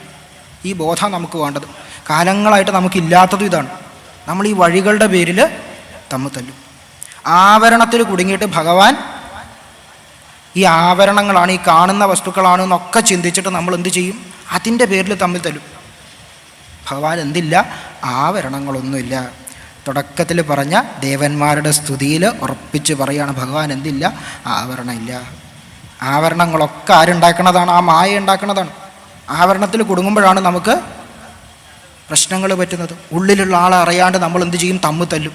ശിവനാണ് വലുത്, ദേവിയാണ് വലുത്, നാരായണനാണ് വലുത് എന്ന് പറഞ്ഞിട്ട്. ഇതാണ് ഒഴിവാക്കേണ്ടത്. അതിനൊരു ഉദാഹരണമായിട്ട് ഭഗവാൻ പറഞ്ഞു കൊടുക്കുന്ന കഥയാണെന്ത്? അവധൂതൻ്റെ കഥ. നമ്മൾ വിഷയത്തിലേക്ക് മെല്ലെ കടക്കുകയാണ്. മെല്ലെ ആ വിഷയത്തിലേക്ക് കടക്കുകയാണ്. 15 മിനിറ്റാണ് അനുവദിച്ചിട്ടുള്ള സമയം. 10 മണി വരെ സംസാരിക്കാമെന്ന് നേരത്തെ പറഞ്ഞു. ആ സമയം കൊണ്ട് നമുക്ക് 8 ഗുരുക്കന്മാരെ കുറച്ചായിട്ട് ചർച്ച ചെയ്ത് അവസാനം നിങ്ങളെ ബുദ്ധിമുട്ടിക്കാണ്ട് നിർത്താം. അങ്ങനെ അവധൂതൻ്റെ കഥ പറയുന്ന ഭാഗത്ത് യദു മഹാരാജാവും അവധൂതനും തമ്മിലുള്ള സംവാദമാണ് കഥ. ഇപ്പോൾ ഈ യാദവകുലത്തിൽ യദു മഹാരാജാവ്, അദ്ദേഹത്തിൽ നിന്നാണ് യാദവകുലം ഉണ്ടാവുന്നത്. അദ്ദേഹം ഒരു ബ്രാഹ്മണ കുമാരനെ കാണുകയാണ്. ആ ബ്രാഹ്മണൻ ഇന്ദ്രിയങ്ങളൊക്കെ അടക്കിയിട്ട് അഗ്നി പോലെ ശോഭിച്ചിരിക്കുകയാണ്. അപ്പോൾ അവധൂത ധർമ്മങ്ങൾ അറിയണം അദ്ദേഹം ആ ബ്രാഹ്മണനോട് ചോദിക്കുന്ന ഭാഗങ്ങളാണ്. അതിന് കൊടുക്കുന്ന ഉത്തരാണെന്ത്? 24 ഗുരുക്കന്മാർ. ആരൊക്കെയാണ് 24 ഗുരുക്കന്മാർ? അവരിൽ നിന്ന് എന്തൊക്കെയാണ് പഠിച്ചതെന്ന് ചോദിക്കുമ്പോൾ എന്തൊക്കെ ചെയ്യണം എന്ന് മാത്രമല്ല, എന്തൊക്കെ ചെയ്യരുത് അതും പ്രധാനപ്പെട്ടതാണ്. എങ്ങനെ ജീവിക്കണം എന്ന് മാത്രമല്ല, എങ്ങനെ ജീവിക്കരുത് അതും പ്രധാനപ്പെട്ടതാണ്. ആ അവധൂതനെ പറ്റി പറയുന്ന ഭാഗം എന്ന് വായിക്കാം. അവധൂതം ദ്വിജം കിഞ്ചിച്ഛരന്തം അകുതോ ഭയം കവിം നിരീക്ഷ്യ തരുണം യദു പപ്രച്ഛ ധർമ്മവിദ്. അവധൂതൻ്റെ ഗുണങ്ങൾ പറയുകയാണ്. ആ അവധൂതനെ കണ്ടപ്പോഴെന്തൊക്കെയാണ് തോന്നിയത് എന്ന് പറയുകയാണ്. അവധൂതം ദ്വിജം കിഞ്ചിച്ഛരന്തം അകുതോ ഭയം കവിം നിരീക്ഷ്യ തരുണം യദു പപ്രച്ഛ ധർമ്മവിദ്. ഒരു അവധൂതൻ അവിടെ ഇരിക്കുകയാണ്. ദ്വിജനാണ്. എന്താ ദ്വിജ ശബ്ദത്തിൻ്റെ അർത്ഥം? 2 തവണ ജനിച്ചവൻ. ഒന്ന് നമ്മളൊക്കെ പോലെ ഗർഭത്തിൽ നിന്ന് ജനിച്ചത്, രണ്ടാമത്തത് ആ ബ്രഹ്മതത്വം പരമാനന്ദം ഉൾക്കൊണ്ടിരിക്കണ അവസ്ഥ, അത് രണ്ടാമത്തെ ജനനം. ആ പരമാനന്ദത്തെ അനുഭവിക്കണ അവസ്ഥ, അത് രണ്ടാമത്തെ ജനനം. പിന്നെ എന്താ? എങ്ങനെ സഞ്ചരിക്കുന്നു എന്നാണ് പറയുന്നത്? അകുതോ ഭയം, ഭയം ഒട്ടുമില്ലാണ്ട് സഞ്ചരിക്കുകയാണ്, നിർഭയം സഞ്ചരിക്കുകയാണ്. ഇതിനെയാണ് നേരത്തെ പറഞ്ഞ സ്വാതന്ത്ര്യം. ഇതാണ് നേരത്തെ പറഞ്ഞ സ്വാതന്ത്ര്യം. ആ പ്രാണൻ നിർഭയമായിട്ട് സഞ്ചരിക്കുകയാണ്. എന്താണ് അഭയം എന്ന് പറഞ്ഞാൽ? ഭയമില്ലാത്ത അവസ്ഥ. അഭയം എന്ന് പറഞ്ഞാൽ ഭയം ഇല്ലാത്ത അവസ്ഥ. അതെവിടെ മാത്രമേ കിട്ടൂ? ഈ ആനന്ദത്തിൽ മാത്രമേ കിട്ടൂ. 2 എന്നുള്ള ഭാവം എവിടെയുണ്ടോ അവിടെയൊക്കെ ആരുണ്ടാവും? ഭയം ഉണ്ടാവും. എവിടെ 2 എന്നുള്ള ഭാവമുണ്ടോ അവിടെയൊക്കെ ആരുണ്ടാവും? ഭയം ഉണ്ടാവും, നിസ്സംശയം. അത് പല ഭാവത്തിലായിരിക്കും പുറത്തേക്ക് വരുന്നത് എന്ന് മാത്രം. ചിലപ്പോൾ പുച്ഛത്തിൻ്റെ രൂപത്തിലായിരിക്കും, ചിലപ്പോൾ ക്രോധത്തിൻ്റെ രൂപത്തിലായിരിക്കും, ചിലപ്പോൾ ദുഃഖത്തിൻ്റെ രൂപത്തിലായിരിക്കും. ഇതൊക്കെ ഭയം ഉള്ളതുകൊണ്ടാണ് ഒരാളോട് നല്ല പുച്ഛം തോന്നുന്നത്. എന്താ കാര്യം? അയാൾ എന്നെക്കാളും കേമനാണോ എന്നുള്ളൊരു ഭയം എവിടെയോ ഉള്ളിൽ കിടക്കണോണ്ടാ. അമ്പലത്തിൽ വന്ന് ഭഗവാനോട് വളരെ ഗംഭീരമായിട്ട് വഴിപാടൊക്കെ നടത്തിയിട്ട് പറയുക, ഭഗവാനെ അടുത്ത വീട്ടിലുള്ളവൻ വെച്ചടി കയറ്റാണ് കേട്ടോ. അടുത്ത് എന്താ പറഞ്ഞിട്ടുണ്ടാവുക? ഊഹിക്കുക. കാരണം എന്താ? അവൻ എന്നെക്കാളും ഉയരണുണ്ടോ എന്നുള്ള ഭയം. എവിടെ 2 എന്നുള്ള ഭാവമുണ്ടോ അവിടെ ഒക്കെ ആരുണ്ടാവും? ഭയം ഉണ്ടാവും. എവിടെ ഒക്കെ ഒന്നാണ് എന്നുള്ള തിരിച്ചറിവുണ്ടോ അവിടെ മാത്രമേ ആരുള്ളൂ? അഭയമുള്ളൂ.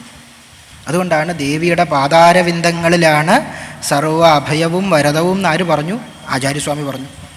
അമ്മ മാത്രമാണ് അഭയവരത മുദ്രകൾ കാണിക്കാത്തത്, ബാക്കി സകലരും കാണിക്കുന്നുണ്ട്. എന്താ കാരണം എന്ന് ചോദിക്കുമ്പോൾ ആചാര്യസ്വാമികൾ പറയുകയാണ്, അവിടുത്തെ ചരണങ്ങളിലാണെന്ത് ഏറ്റവും വലിയ അഭയം.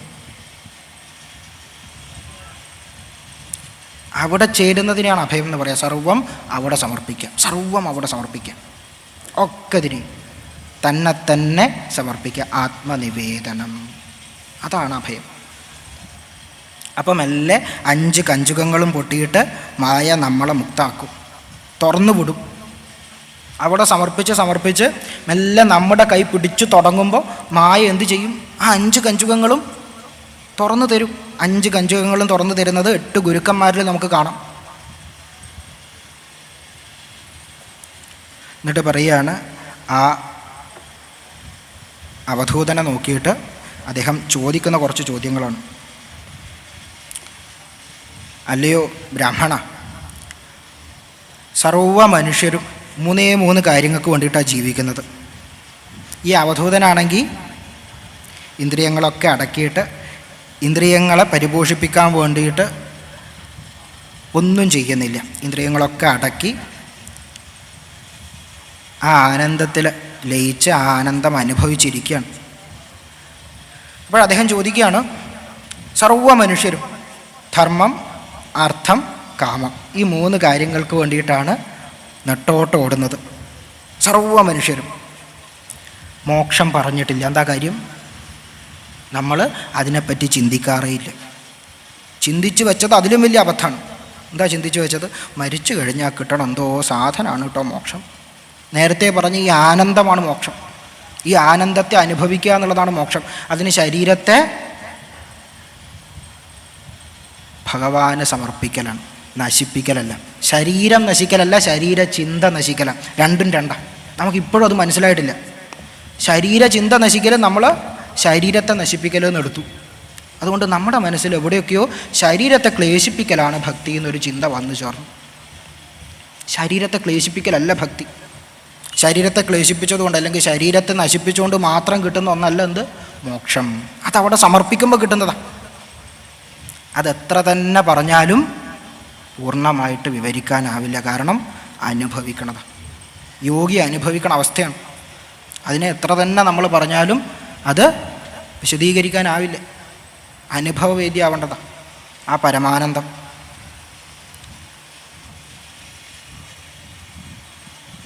എന്നിട്ട് പറഞ്ഞു, 3 കാര്യങ്ങളിൽ അടിസ്ഥാനമാക്കിയിട്ടാണ് ജീവിതം. അടുത്ത 3 കാര്യങ്ങൾ എന്തൊക്കെയാണ്? കീർത്തി, ഐശ്വര്യം, ആയുസ്. കീർത്തി, ഐശ്വര്യം, ആയുസ്. ഇതിലേറ്റവും പേടി ആരെയാ? ആയുസ്. നമുക്ക് ആരെ ഏറ്റവും ഭയം? കാലത്തെയാണ്. അതുകൊണ്ടാണ് സദാ മരണഭയവും കൊണ്ട് നമ്മൾ നടക്കുന്നത്. അതിനെ പൊട്ടിക്കണവൻ സ്വതന്ത്രനാവും. ഈ ഭയങ്ങളൊക്കെ പോകണടുത്താണ് എന്ത്? അഭയം. അതിനവിടെ സമർപ്പിക്കണം. അതിനവിടെ എന്ത് ചെയ്യണം? സമർപ്പിക്കണം. അതുകൊണ്ടാണ് ദേവിയെ വിളിക്കുന്നൊരു പേര് തന്നെയുണ്ട്. അത് പറയുമ്പോൾ പറയാണ്ട് പോകാൻ പറ്റില്ല. കാരണം ഇവിടെ ഇരിക്കണത് അമ്മയാണ്. ആ അമ്മയുടെ സന്നിധിയിൽ വന്നിട്ട് അത് പറയാണ്ട് പോകാൻ പറ്റില്ല. ദേവിയെ ആചാര്യസ്വാമി വിളിക്കുന്നൊരു പേരുണ്ട്, ഭുവന ഭയഭംഗ വ്യസനിനി. പ്രപഞ്ചത്തിൻ്റെ ഈ ഭൂലോകത്തിൻ്റെ ഭയം ഇല്ലാണ്ടാക്കുന്നതിൽ വ്യഗ്രതയുള്ളവളെ. ആ അമ്മയെ തന്നെ നമ്മൾ വിളിക്കുന്ന വേറൊരു പേരുണ്ട് സഹസ്രനാമത്തിൽ. പേര് കേട്ടാൽ നേർ വിപരീതമാണെന്ന് തോന്നും. എന്താ പേര്? പശുലോക ഭയങ്കരി. എന്താ പേര്? പശുലോക ഭയങ്കരി. എന്താ അർത്ഥം? പശുലോകത്തിന് ഭയം അങ്കുരിപ്പിക്കുന്നവൾ. എന്തുകൊണ്ട് അങ്ങനെ വിളിച്ചത്? എന്താ പശുലോകം? പശുത്വം എന്നുള്ള അവസ്ഥ അനുഭവിക്കണതെന്തോ അത് പശുലോകം. എന്താ പശുത്വം? അജ്ഞത. ശരീരം എടുത്തോ ഈ ബന്ധനത്തിൻ്റെ അവസ്ഥയാണെന്ത്? പശുലോകം. അജ്ഞത കൊണ്ട് നമുക്ക് എന്ത് തോന്നുന്നില്ല? അമ്മ വേറെ ഞാൻ വേറെ എന്നുള്ള തോന്നൽ നമ്മുടെ മനസ്സിലുണ്ട്. അമ്മയും ഞാനും ഒന്നാണ് എന്നുള്ള തോന്നൽ നമ്മുടെ മനസ്സിൽ വരുന്നില്ല. മനസ്സ് പോയാലേ ഈ കാര്യം ഉള്ളിൽ വരും. ആ പ്രാണനിൽ വരേണ്ടതാണ്. അമ്മയും ഞാനും ഒന്നാണെന്ന് എപ്പോൾ അനുഭവിച്ചറിയുന്നോ അപ്പോഴും മാത്രമേ ആരുണ്ടാവൂ? അഭയം ഉണ്ടാവും. ആ ചരണങ്ങളിലെത്തണം. നമ്മുടെ അജ്ഞത കൊണ്ട് നമുക്ക് അവിടത്തേക്ക് നോക്കാൻ പറ്റുന്നില്ല. അജ്ഞത കൊണ്ട് നോക്കാൻ പറ്റുന്നില്ല. നോക്കുമ്പോൾ അപ്പം ഭയം വരിക. അതാണ് പ്രശ്നം. അത് നീക്കണ ആളുടെ പേരെന്ത് തന്നെയാണ്? അതും അമ്മ തന്നെ. അതുകൊണ്ടാണ് പശുപാശ വിമോചിനി എന്ന് വിളിച്ചത്. പശുപാശ വിമോചിനി. ഈ പാശം അഴിച്ചു തരണ ആളും അമ്മ തന്നെയാണ്. ആ അമ്മയെ കൊണ്ട് മാത്രം അഴിച്ചു തരാനും പറ്റും. അതിനാണ് സമർപ്പിക്കുക എന്ന് പറയുന്നത്. അതുകൊണ്ട് പെട്ടെന്ന് എല്ലാവർക്കും സാധിക്കില്ല. എല്ലാവർക്കും പെട്ടെന്ന് സാക്ഷാത്കരിക്കാൻ പറ്റണ ആളല്ല. വീരാരാധ്യ എന്ന് പറയും. എന്താ പറയുക? വീരാരാധ്യ. വീരതയുള്ളവർക്ക് ആരാധിക്കാൻ കഴിയുന്നവളാണ്. എന്താ വീരത എന്ന് ആദ്യത്തെ ഗുരുവിൻ്റെ കയ്യിൽ നിന്ന് നമ്മൾ പഠിക്കും.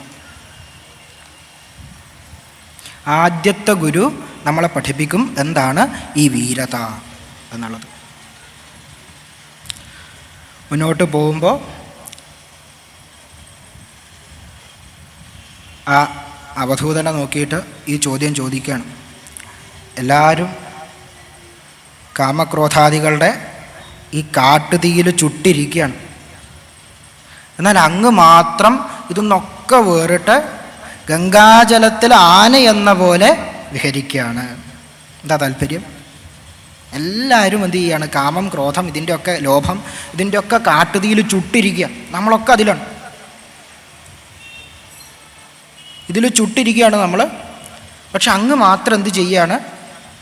ഗംഗാജലത്തിൽ ആന എന്ന പോലെ ഇതൊന്നൊക്കെ വേറിട്ട് വസിക്കുന്നു. എന്താ താല്പര്യം? ആനയ്ക്കൊരു പേരുണ്ട്, പുരം. എന്താ അർത്ഥം?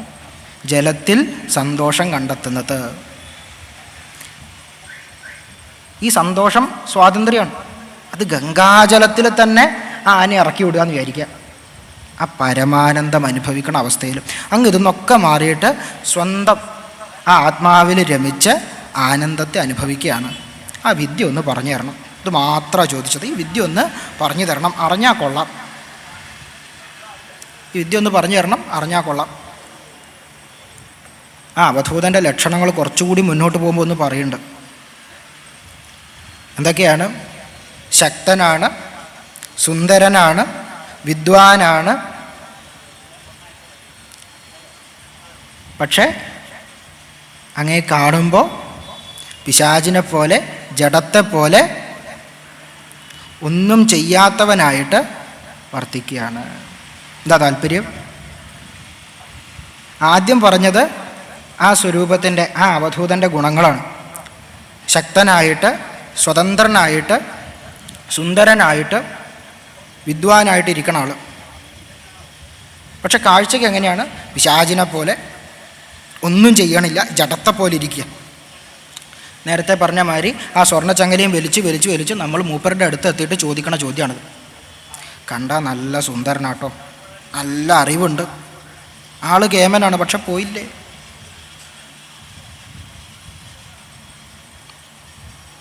നമ്മളെ മാതിരി ഈ അർത്ഥങ്ങളിൽ പെട്ട് മായയിൽ പെട്ട് ഉഴലുന്നവർക്ക് ആ ചൈതന്യത്തിൻ്റെ, ആത്മസ്വരൂപത്തിൻ്റെ മഹിമ എന്ത് ചെയ്യുന്നില്ല? അറിയാൻ കഴിയണില്ല. അപ്പം നമ്മൾ ഈ പുറത്തുള്ള കാര്യങ്ങൾ നോക്കി വിലയിരുത്തും.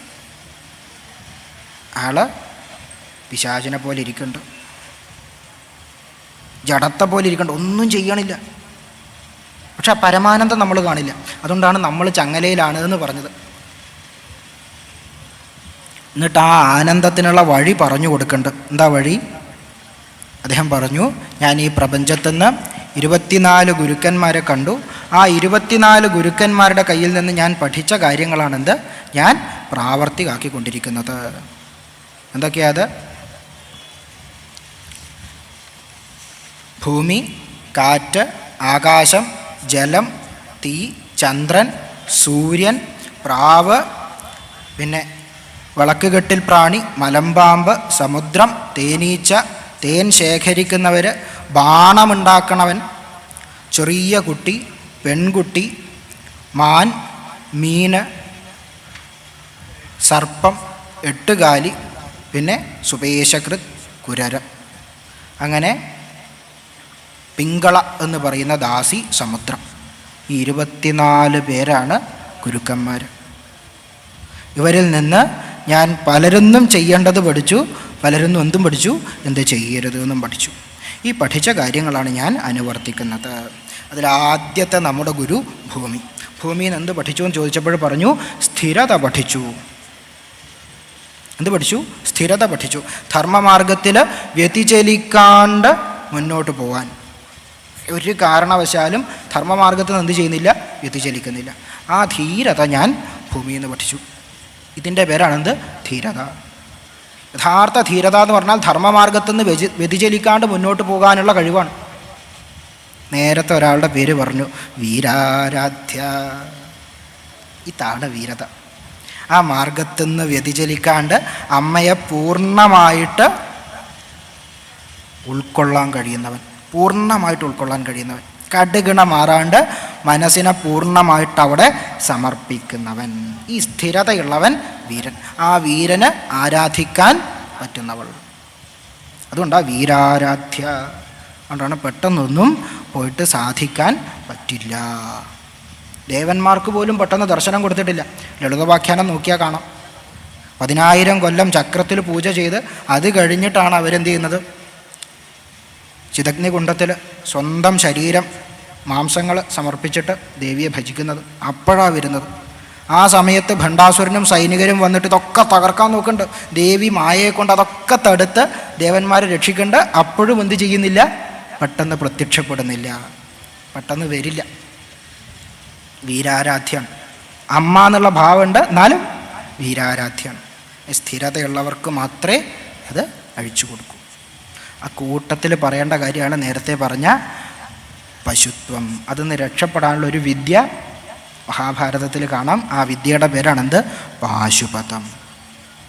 ആ വിദ്യയുടെ പേരാ പാശുപതം. ആ വിദ്യ എത്ര കാലം അനുഷ്ഠിച്ചാൽ കിട്ടുമെന്ന് നമുക്ക് ശിവപുരാണം നോക്കിയാൽ കാണാം, അല്ലെങ്കിൽ ലിംഗപുരാണം നോക്കിയാൽ കാണാം. 12 കൊല്ലത്തെ കഠിനമായിട്ടുള്ള തപസ്സാണ്. 4 മാസം ആര് തപസ് ചെയ്തിട്ടുള്ളൂ? അർജുനൻ തപസ് ചെയ്തിട്ടുള്ളൂ.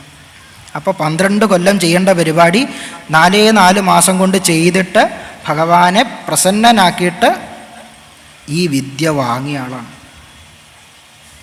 അതും എങ്ങനെയാണ് കൊടുക്കുന്നത്? നമ്മൾ പറയും അർജുനനെ ഭഗവാൻ പരീക്ഷിച്ചതിന് ശേഷം കൊടുക്കുകയാണ്, അല്ല പാകപ്പെടുത്തുക.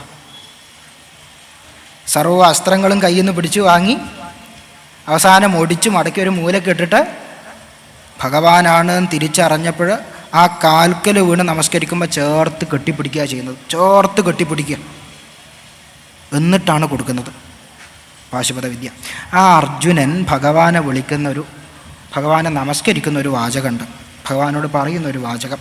അതിനു വേണ്ടിയിട്ടാണ് ഇത്രയും പറഞ്ഞത്. എന്താ പറയുന്നത്? ശിവായ വിഷ്ണുരൂപായ വിഷ്ണവേ ശിവരൂപിണേ.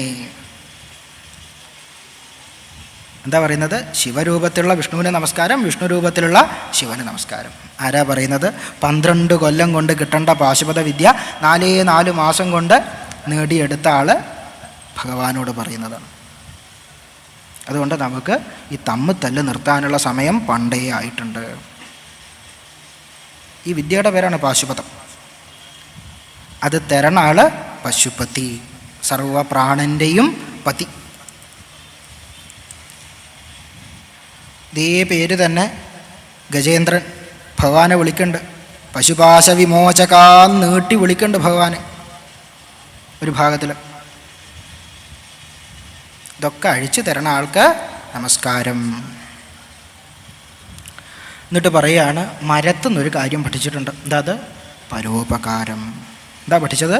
പരോപകാരം ചെയ്യാൻ ആരെന്ന് പഠിച്ചു? മരത്തുനിന്ന് പഠിച്ചു. മറ്റുള്ളവർക്ക് ഉപകാരം ചെയ്യുക എന്നുള്ളത്. നമ്മളെന്താ ചെയ്യുക? കൊന്നാലും മറ്റുള്ളവർക്കൊരു നല്ല കാര്യം അറിയാണ്ട് ചെയ്തു പോകരുത് ഭഗവാനെ എന്ന് പ്രാർത്ഥിച്ച് നടക്കുന്ന ആൾക്കാരാണ് നമ്മളിൽ പലരും ചെയ്യുന്ന പരിപാടി. അതാ, അറിഞ്ഞുകൊണ്ടും അറിയാണ്ടും ആർക്കും നല്ലതൊന്നും ചെയ്യരുതേ. മരത്തുനിന്ന് പഠിച്ചതെന്താ? തനിക്ക് ദോഷം ചെയ്താലും അവിടെ നല്ലത് കൊടുക്കുക. ആർക്ക് കൂടുകൂട്ടാനാണ് കൊടുക്കുന്നത്? മരം. കിളികൾക്കാണ് ഭക്ഷണം. കായ്കൾ ആർക്ക് കൊടുക്കുക? മനുഷ്യന് കൊടുക്കുകയാണ്, കിളികൾക്ക് കൊടുക്കുകയാണ്, മറ്റ് ജീവജാലങ്ങൾക്ക് കൊടുക്കുകയാണ്. തണൽ ആർക്ക് കൊടുക്കുകയാണ്? മനുഷ്യന് കൊടുക്കുകയാണ്, മറ്റ് ജീവജാലങ്ങൾക്ക് കൊടുക്കുകയാണ്. അവസാനം തടിയും ആർക്ക് കൊടുക്കും? ഈ പറഞ്ഞ സാധനത്തിന് തന്നെ കൊടുക്കും, മനുഷ്യന് കൊടുക്കും. സർവരും കർമ്മത്തിന് അധീനരാണ് എന്നുള്ള ബോധത്തിൽ എന്ത് ചെയ്യുക? മറ്റുള്ളവർക്ക് ഉപകാരപ്പെടുന്ന രീതിയിൽ ജീവിക്കുക എന്ന് പറയും.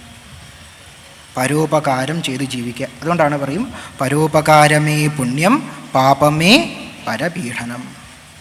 അതിൻ്റെ ഉള്ളിലേക്ക് നമ്മൾ ചെന്നാൽ, നമുക്ക് ഈ ഉള്ളിലേക്ക് ചെല്ലലാണ് കുറച്ചൊരു ബുദ്ധിമുട്ട്.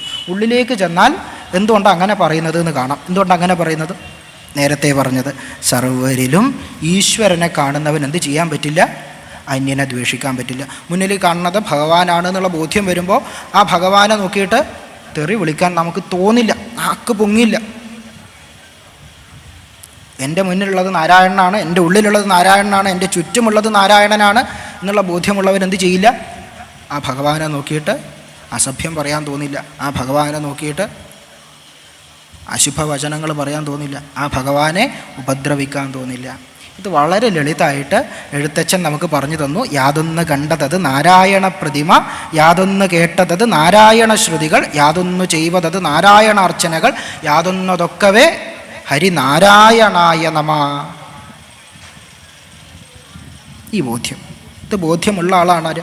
പ്രഹ്ലാദൻ. ഇതേ ബോധ്യത്തിലാണ് നമ്മൾ പറയുക സർവം ശിവമയം.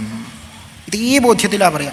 എല്ലായിടത്തും ആരാണ്? ആ ഭഗവാനാണ്. എല്ലായിടത്തും ആ ഭഗവാനാണെന്നുള്ള ബോധ്യം. ഈ ബോധ്യമുള്ളവൻ എന്ത് ചെയ്യില്ല? അന്യനെ ഉപദ്രവിക്കില്ല, അന്യനെ ദ്വേഷിക്കില്ല. അടുത്തത് പറയുകയാണ് വായു, കാറ്റ്. കാറ്റിൻ്റെ പ്രത്യേകത എല്ലാ ദിക്കിലേക്കും സഞ്ചരിക്കേണ്ടത്, എല്ലാ ദിക്കിലേക്കും സഞ്ചരിക്കേണ്ടത്. അതുപോലെ എന്ത് ചെയ്യണം യോഗി? സർവ്വധർമ്മ വിഷയങ്ങളിലും സഞ്ചരിക്കേണ്ട, സർവ്വ ശരീരങ്ങളിലും സഞ്ചരിക്കേണ്ട, പക്ഷേ ഒന്നിലും കുടുങ്ങിക്കിടക്കരുത്. ഒന്നിലും എന്ത് ചെയ്യരുത്? കുടുങ്ങിക്കിടക്കരുത്. ഗുണദോഷങ്ങളെ സ്വീകരിക്കരുത്. ഈ ഭേദഭാവത്തെ എന്ത് ചെയ്യരുത്? സ്വീകരിക്കരുത്. സഞ്ചരിക്കുക, വായുവിനെ പോലെ സഞ്ചരിക്കുക. എന്നാൽ എന്തില്ല? ഒന്നിനോടും ബന്ധമില്ലാത്തതുപോലെ. ഗന്ധത്തോട് അത് ചേർന്നിരിക്കണില്ല. ഗന്ധത്തെ കൊണ്ടുവരും, അതിങ്ങനെ അടിച്ചടിച്ച് കൊണ്ടുവന്ന് അതിൻ്റെ സ്ഥലമാകുമ്പോൾ ആ ഗന്ധത്തെ ഉപേക്ഷിച്ച് അത് അതിൻ്റെ വഴിക്ക് പോകും.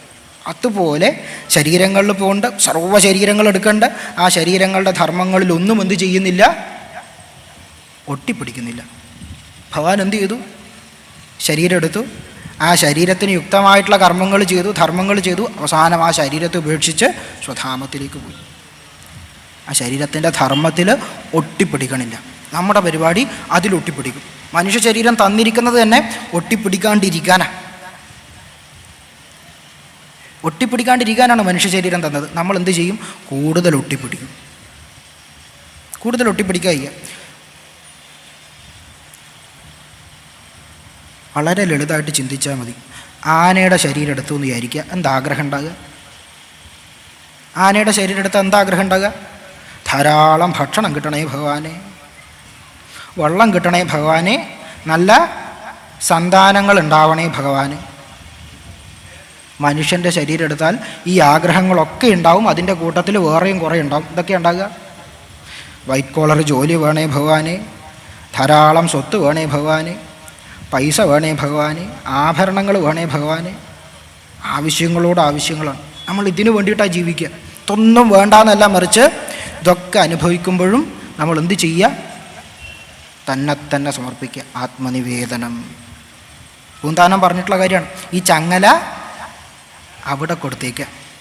അതൊന്ന് അഴിക്കാൻ ഒരേ ഒരാൾക്കേ കഴിയൂ, ഭഗവാന് മാത്രമേ കഴിയൂ. കർമ്മങ്ങൾ നമുക്ക് രണ്ടേ സ്ഥലത്തേ വെക്കാൻ പറ്റും. രണ്ടേ സ്ഥലം. ഒന്നുകിൽ ഈ പുറത്തുള്ള ഭാണ്ഡത്തിൽ, അല്ലെങ്കിൽ ആ കാൽക്കൽ. പുറത്തുള്ള ഭാണ്ഡത്തിലേക്ക് വെക്കുമ്പോൾ എന്താവും? അവിടെ ഡെപ്പോസിറ്റ് കൂടി വരും. അപ്പം നമ്മൾ അതിൻ്റെ ഇൻട്രസ്റ്റ് കൂടുതലായിട്ട് അനുഭവിക്കേണ്ടി വരും. അവിടെ വെച്ചാൽ ഇത് പെട്ടെന്ന് ശുദ്ധാവും. നമുക്ക് ഭക്ഷിക്കാൻ മാത്രമേ അറിയൂ. വളരെ സത്യസന്ധമായിട്ട് പറഞ്ഞാൽ നമുക്ക് എന്തേ അറിയൂ? ഭക്ഷിക്കാൻ മാത്രമേ അറിയൂ. ദഹിപ്പിക്കാൻ ഇതുവരെ നമ്മൾ പഠിച്ചിട്ടില്ല. ദഹിപ്പിക്കണമെങ്കിൽ എന്ത് വേണം? ആ കാൽക്കൽ വെക്കണം. അവിടെ മാത്രമേ അത് ദഹിപ്പിക്കാൻ കഴിയും. ഇല്ലെങ്കിൽ ഇങ്ങനെ നിറഞ്ഞ് ഒരു ഘട്ടം എത്തുമ്പോൾ ശ്വാസം മുട്ടും. അടുത്ത ഗുരുവിനെ കാണുകയാണ്. ആകാശം. നേരത്തെ പറഞ്ഞ പരിപാടി സ്വതന്ത്രത. ആകാശത്തിൻ്റെ പ്രത്യേകത അതാണ്. ഈ സ്വാതന്ത്ര്യമാണ്. ശരീരം എടുക്കേണ്ട, പല ശരീരങ്ങളും സ്വീകരിച്ച് ആ ശരീരങ്ങളോട് ചേർന്ന് നിൽക്കുന്ന ദ്രവ്യങ്ങൾ ഇതിലൊന്നും ഒട്ടിപ്പിടിക്കാണ്ട് സ്വതന്ത്രമായിട്ട് ഇരിക്കണ ആൾ. ആര് പൊട്ടി? അവിടെ നിയതി പൊട്ടി. 5 കഞ്ചുകങ്ങളാണ്: കല, കാലം, നിയതി, വിദ്യ, രാഗം. അതിലാര് പൊട്ടി? ഇവിടെ നിയതി പൊട്ടി. സ്വതന്ത്രത വരുമ്പോഴാര് പോവും? നിയതി പോവും. അതുപോലെ എന്തു ചെയ്യുന്നില്ല? ഒന്നിനോടും ബന്ധമില്ലാണ്ട് സ്വതന്ത്രമായിട്ടിരിക്കണ ഈ ആത്മാവ് അടുത്ത ഗുരുവിൻ്റെ കാര്യം പറയുകയാണ്. എന്താ അടുത്ത ഗുരുവിൻ്റെ കാര്യം? ജലം. ഇവിടെ തന്നെ കുറേ പറയാണ്ട് കേട്ടോ, സമയമില്ല. അതുകൊണ്ട് ഇനിയും കുറച്ച് ഗുരുക്കന്മാരെ പറ്റി പറയാണ്ട്. ജലമുണ്ട്, അഗ്നിയുണ്ട്, സൂര്യനുണ്ട്. ഒരു ഗുരുവിൻ്റെ കാര്യത്തിൽ കുറച്ച് കഥയും പറയാനുണ്ട്. പ്രാവ്. അതുകൊണ്ട് അടുത്ത ആൾ പറയാം. ജലം. ജലത്തിൻ്റെ പ്രത്യേകത 3 കാര്യങ്ങൾ മറ്റുള്ളവരെ ശുദ്ധമാക്കണം ജലത്തെ പോലെ. എങ്ങനെ?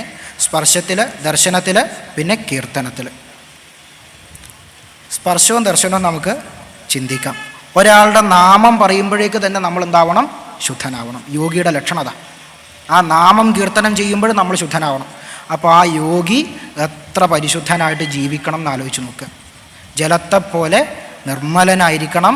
സ്വതവേ എന്തായിരിക്കണം? പ്രേമബുദ്ധിയായിരിക്കണം. എന്താ ജലത്തിൻ്റെ പ്രത്യേകത? സ്വതവേ അത് പ്രേമബുദ്ധിയാണ്. എല്ലാവരോടും സ്നേഹം മാത്രമേ ജലത്തിനുള്ളൂ. എല്ലാവരോടും. അവിടെ ആരില്ല? ഭേദഭാവമില്ല. പണക്കാരൻ പാവപ്പെട്ടവൻ അതില്ല, പണ്ഡിതൻ പാമരൻ അതില്ല, ബ്രാഹ്മണൻ ചണ്ടാളൻ അതില്ല, സുന്ദരൻ വിരൂപൻ അതില്ല, സ്ത്രീ പുരുഷൻ ഈ വ്യത്യാസമില്ല, മനുഷ്യൻ മൃഗം ഈ വ്യത്യാസമില്ല. ജലത്തിന് എല്ലാവരോടും പ്രേമം മാത്രമേ ഉള്ളൂ. അതിൽ ഇടതടവിടുന്നില്ല. ആരാ അതിൽ കൊണ്ടിട്ട് ഭേദഭാവം കൽപ്പിക്കണത്? നമ്മളാണ്. കുടിക്കണ വെള്ളത്തിൽ പോലും ഭേദഭാവം കൽപ്പിക്കണ ആൾക്കാർ നമ്മളാണ്. ജലത്തിനതില്ല. ഈ സ്വതവേയുള്ള പ്രേമബുദ്ധി ജലത്തെപ്പോലെ, ഗംഗയെപ്പോലെ ആവണം എന്ന് പറയും. ആ നാമം പറയുമ്പോഴേക്ക് തന്നെ ശുദ്ധമാവണം. അതുകൊണ്ടാണ് ഭഗീരഥൻ എന്ത് ചെയ്യുന്നത്? ആകാശഗംഗയെ ഭൂമിയിലേക്ക് കൊണ്ടുവന്നത് പിതൃക്കൾക്ക് മോക്ഷം കിട്ടാൻ വേണ്ടിയിട്ട്. അവിടെ നിന്നാണ് ഒരു പ്രയോഗം വരുന്നത്, ഭഗീരഥ പ്രയത്നം. ചെയ്തു വെച്ചിട്ടുള്ള കാര്യങ്ങൾ ചില്ലറയല്ല. ഒരുപാട് കഷ്ടതകൾ അനുഭവിച്ചിട്ടാണ് കൊണ്ടുവന്നത്. അങ്ങനെ കൊണ്ടുവന്നിട്ടുണ്ടെങ്കിൽ ആ നദിയുടെ പുണ്യം ആലോചിച്ച് നോക്കുക, ആ പ്രവാഹത്തിൻ്റെ പുണ്യം ആലോചിച്ച് നോക്കുക. അതുപോലെ ആയിരിക്കണം ആര്? യോഗി. ആ പേര് പറയുമ്പോഴേക്ക് ആൾ ശുദ്ധനാവണം. സാമീപ്യമല്ല, പേര് പറയുമ്പോൾ ആളടുത്ത് പോകണം നിർബന്ധമില്ല. നമ്മൾ വേറെ എവിടെയോ ഇരുന്ന് യോഗിയുടെ പേര് പറയുകയാണ്, അപ്പോഴും ഉള്ളിൽ ശുദ്ധമാവണം. ഭഗവാന്റെ പേര് നമ്മൾ അറിഞ്ഞ് പറയുമ്പോൾ ഉള്ളിൽ ശുദ്ധാവും. പറയണ്ട പോലെ പറയുമ്പോൾ ശുദ്ധാവും. നാക്കൊണ്ടല്ല, പ്രാണനെ കൊണ്ട് പറയുമ്പോൾ ആര് ശുദ്ധാവും? ഉള്ളിൽ ശുദ്ധാവും, നിസ്സംശയം. അടുത്ത ആൾ അഗ്നിയാണ്. തേജസ്വി ആയിരിക്കണം. അഗ്നിയെപ്പോലെ എന്തായിരിക്കണം? തേജസ്വി ആയിരിക്കണം. ദുർദർശനായിരിക്കണം. എങ്ങനെയാ? ഇന്ദ്രിയ വിഷയങ്ങൾക്ക്, വിഷയാസക്തികൾക്ക് ആളെ സമീപിക്കാൻ പോലും പറ്റരുത്. എല്ലാത്തിനും സർവ്വ വിഷയങ്ങളിൽ നിന്നും മനസ്സിനെ പിൻവലിച്ച് എന്ത് ചെയ്യണം? ഭഗവാനിൽ സമർപ്പിക്കണം. സമർപ്പിക്കുക അത് മാത്രമാണ് പറയുന്നത്. ഒറ്റ കാര്യത്തിലാണ് മനസ്സിനെ കൊണ്ടുപോകുന്നത്. സമർപ്പിക്കുക. ഇത് മാത്രമാണ്. നേരത്തെ പറഞ്ഞ ഈ 5 പേരെയും പൊട്ടിക്കാനുള്ള ഏക വഴി ഈ സമർപ്പണം.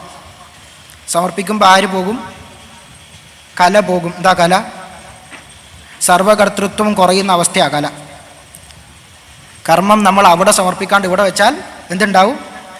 ഞാൻ ചെയ്യേണ്ട കർമ്മങ്ങൾ, ചെയ്യേണ്ടാത്ത കർമ്മങ്ങൾ, ഒട്ടും ചെയ്യാൻ പാടില്ലാത്ത കർമ്മങ്ങൾ. അവിടെ സർവകർത്തൃത്വം ഇല്ല. അവിടെ കൊടുത്താൽ അവിടെ കർമ്മമേ ഇല്ല. അതുകൊണ്ട് ഒക്കെ അവിടെ ചെയ്യണതാണ്. സർവകർത്തൃത്വത്തിലേക്ക് നമ്മൾ തന്നെ ഉയരും. അവിടെ കൊടുക്കുമ്പോൾ, അവിടെ സമർപ്പിക്കുമ്പോൾ സർവകർത്തൃത്വമാണത്. ആ ഭഗവാന് ഒക്കെ കർത്തൃത്വമാണ്. ഒക്കെ ഭഗവാനാൽ ചെയ്യപ്പെടുന്നതാണെന്നാൽ ഒന്നിനോടും ബന്ധമില്ല. അതുകൊണ്ടാണ് നമ്മൾ അവിടെ സമർപ്പിക്കുന്നത്. അപ്പോൾ ആ കല പൊട്ടും. നിയതിയും പൊട്ടി, കലയും പൊട്ടി. കാലം. അഗ്നിയുടെ ഒരു പ്രത്യേകത പറയുന്നുണ്ട്. എന്താ അഗ്നിയുടെ പ്രത്യേകത? ഈ അഗ്നി വിറകിൽ പ്രവേശിച്ച് ആ വിറകിന് ഒരു അസ്തിത്വം കൊടുക്കുന്നത് മാതിരി അഗ്നി നാനാവിധത്തിലുള്ള ശരീരങ്ങളിൽ ആ ചൈതന്യം പ്രവേശിച്ച് ആ ശരീരത്തിന് ഒരസ്തിത്വം കൊടുക്കുന്നു. അതാണ് എന്താ? ആത്മാവ്, ആ ചൈതന്യം. ആ ചൈതന്യത്തിന് എന്തില്ല? കാലത്തിൻ്റെ നാശം ബാധിക്കുന്നില്ല. ആർക്ക് മാത്രമേ നാശമുള്ളൂ? ചട്ടക്കൂടിന് മാത്രമേ നാശമുള്ളൂ. ഉള്ളിലുള്ള ആൾക്ക് എന്തില്ല? നാശമില്ല. ഉള്ളിലുള്ള ആ ചൈതന്യത്തിന് നാശമില്ല. അതുകൊണ്ടാണ് അതിനെ ശിവം എന്ന് പറയും. പുറത്തുള്ള ആൾ ജഡം. അതെപ്പോഴാണ് നമ്മൾ ജഡം എന്ന് എടുത്തു പറയുക? ഈ ശിവം പോകുമ്പോൾ അപ്പോഴാണ് നമ്മൾ ജഡം എന്ന് പറയുക. ശിവമൊഴികെ ബാക്കി എന്തൊക്കെയുണ്ടോ അതൊക്കെ ജഡം. അതുകൊണ്ടാണ് നാടൻ ഭാഷയിൽ, നാടൻ സംസാരത്തിൽ പറയുന്നൊരു പ്രയോഗമുണ്ട്. എന്താ അത്? ശിവം പോയാൽ അതെന്തായി എന്ന് പറയും? ശവമായി എന്ന് പറയും. ആ ശിവത്തിന് മാത്രം എന്തില്ല? കാലം ബാധകമല്ല. അപ്പോൾ ആരും പൊട്ടി, കാലവും പൊട്ടി. ഉള്ളിൽ അഭിരമിക്കണവന് കാലം ബാധകമല്ല. അതുകൊണ്ട് അവൻ എന്തില്ല, ഭയമില്ല. ഏറ്റവും വലിയ ഭയമായിട്ടില്ല മരണഭയവും ഇല്ല. ഏറ്റവും വലിയ ഭയമായിട്ടുള്ള മരണഭയവും അവനെ ബാധിക്കുന്നില്ല, കാലം ബാധിക്കുന്നില്ല. ശരീരം നശിച്ചു പോകും എന്നറിയാം. ഇപ്പം നശിച്ചു പോവുകയാണെങ്കിൽ പോട്ടെ എന്ന് പറഞ്ഞിരിക്കണ ആൾ, ഉള്ളിലുള്ള ആളിൽ അഭിരമിക്കണ ആൾ. ശരീരത്തിൻ്റെ വിഷയം അവിടെ ബാധിക്കുന്നേ ഇല്ല. 3 പേര് പൊട്ടി, കല പൊട്ടി, കാലം പൊട്ടി, നീതിയും പൊട്ടി. ഇനിയുള്ളത് രാഗമുണ്ട്, വിദ്യയുണ്ട്. അടുത്തത് സൂര്യൻ. 5 മിനിറ്റ് കൊണ്ട് നമുക്ക് അവസാനിപ്പിക്കാം. അടുത്തത് സൂര്യൻ. സൂര്യൻ്റെ പ്രത്യേകത എന്താ? സൂര്യൻ്റെ പ്രത്യേകത ജലത്തെ മുഴുവൻ നീരാവിയായിട്ട് സ്വീകരിച്ച് അവിടെ തന്നെ വെക്കുമോ? ഇല്ല. അത് അതിൻ്റെ സമയമാകുമ്പോൾ താഴോട്ട് തന്നെ തിരിച്ചു തരും. അതുപോലെ യോഗിയും എന്ത് ചെയ്യുക? ആ ശരീരത്തിലിരിക്കുമ്പോൾ അതിനനുസരിച്ചിട്ടുള്ള കർമ്മങ്ങൾ ചെയ്ത് വിഷയങ്ങളെ സ്വീകരിച്ച് അതിനെ ആഗ്രഹിക്കണവൻ വരുമ്പോൾ അവിടെ കൊടുത്തേക്ക്. എൻ്റേത് എന്ന് പറഞ്ഞ് ഒന്നും വെക്കാണ്ടിരിക്കുക, അവിടെ കൊടുത്തേക്ക്. അതുകൊണ്ടാണ് ഇതിൻ്റെ ഇടയിൽ വിസ്തരിച്ച് പറയുകയാണെങ്കിൽ പറയേണ്ട ഒരു കാര്യം ഉണ്ടായിരുന്നു. വയറിനെ ഭിക്ഷാപാത്രമായിട്ട് കാണണം. എന്താ കാര്യം? അന്നേക്കുള്ളത് മാത്രം കഴിക്കണ അവസ്ഥ. ഉള്ളതിൽ തൃപ്തിപ്പെടുക എന്ന് പറയും. ഉള്ളതിൽ തൃപ്തിപ്പെടുക. എൻ്റേത് എന്ന് പറഞ്ഞ് എടുത്തു വെക്കുന്നവന് മാത്രമേ എന്തുള്ളൂ? ഈ തൃപ്തിപ്പെടായിക എന്നുള്ള അവസ്ഥയുള്ളൂ. അവധൂതൻ എന്തില്ല? ആ അവസ്ഥയില്ല. അതുകൊണ്ടാണ് വയറിനെ ഭിക്ഷാപാത്രമായിട്ട്, ഉദരത്തെ ഭിക്ഷാപാത്രമായിട്ട് കരുതുക. കാരണം അവിടെ എന്തൊക്കെ ഡെപ്പോസിറ്റ് ചെയ്യുന്നോ അത് ആ ദിവസത്തേക്കുള്ളതാണ്. കൂടുതലൊന്നും അവിടെ കൊണ്ട് ഡെപ്പോസിറ്റ് ചെയ്യാൻ നമ്മളെ കൊണ്ട് പറ്റില്ല. ആ അവസ്ഥയിൽ എൻ്റേത് എന്ന് പറഞ്ഞ് അമിതമായിട്ട് ശേഖരിക്കാണ്ടിരിക്കുക. അടുത്തത് അവസാനത്തെ ആൾ കപോതം. 8 ഗുരുക്കന്മാർ നമ്മൾ സവിസ്തരം ചർച്ച ചെയ്തിട്ടില്ല, തൊട്ട് പോയിട്ടേ ഉള്ളൂ. ആമുഖമാണ് കുറച്ചധികം പറഞ്ഞത്. അത് പറഞ്ഞാൽ മാത്രമേ ഇങ്ങോട്ട് കയറാനും പറ്റൂ.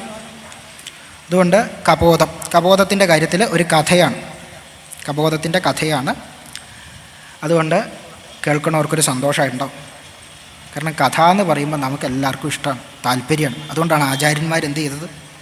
കഥയുടെ രൂപത്തിൽ ഇതൊക്കെ തന്നത്. പക്ഷേ നമ്മൾ ബിരുദന്മാരാണ്, വിദ്വാൻമാരാണ് എന്നുള്ളത് അവർ മനസ്സിൽ കണ്ടില്ല. എന്താ കാര്യം? നമ്മൾ ഈ കഥ മാത്രം സ്വീകരിച്ചു, ഉള്ളിൽ എന്താണോ തന്നത് അതിനെ തുപ്പിക്കളഞ്ഞു. കഥാരസം നുണഞ്ഞിട്ട് ബാക്കിയൊക്കെ തുപ്പിക്കളഞ്ഞു. അതാണ് ഇന്ന് നമുക്ക് പറ്റിയിട്ടുള്ള മൂല്യച്യുതിക്ക് ഒക്കെ കാരണം. ഉള്ളിലുള്ള ആളെ നമ്മൾ കാണണില്ല. കപോതത്തിൻ്റെ കഥ എന്താവരുത് എന്ന് പഠിപ്പിക്കാനാണ്. കപോതം പ്രാവ്, ആ പ്രാവിന് അനുരൂപയായിട്ടുള്ളൊരു ഇണയെ കിട്ടി അവരൊരു കുടുംബമായിട്ട് ജീവിക്കുകയാണ്, വളരെ സന്തോഷമായിട്ട് ജീവിക്കുകയാണ്. അപ്പോൾ അതിനിടയിൽ അവർക്ക് സന്താനങ്ങൾ ഉണ്ടാവുന്നുണ്ട്. അപ്പോൾ ഈ സന്താനങ്ങളൊക്കെ കൂട്ടി അവരുടെ സന്തോഷത്തിൽ പങ്കുചേർന്ന് കുടുംബമായിട്ട് ഈ കപോതത്തിൻ്റെ പത്നിയും മറ്റ് സന്താനങ്ങളും ഒക്കെ ആയിട്ട് കഴിയാണ്.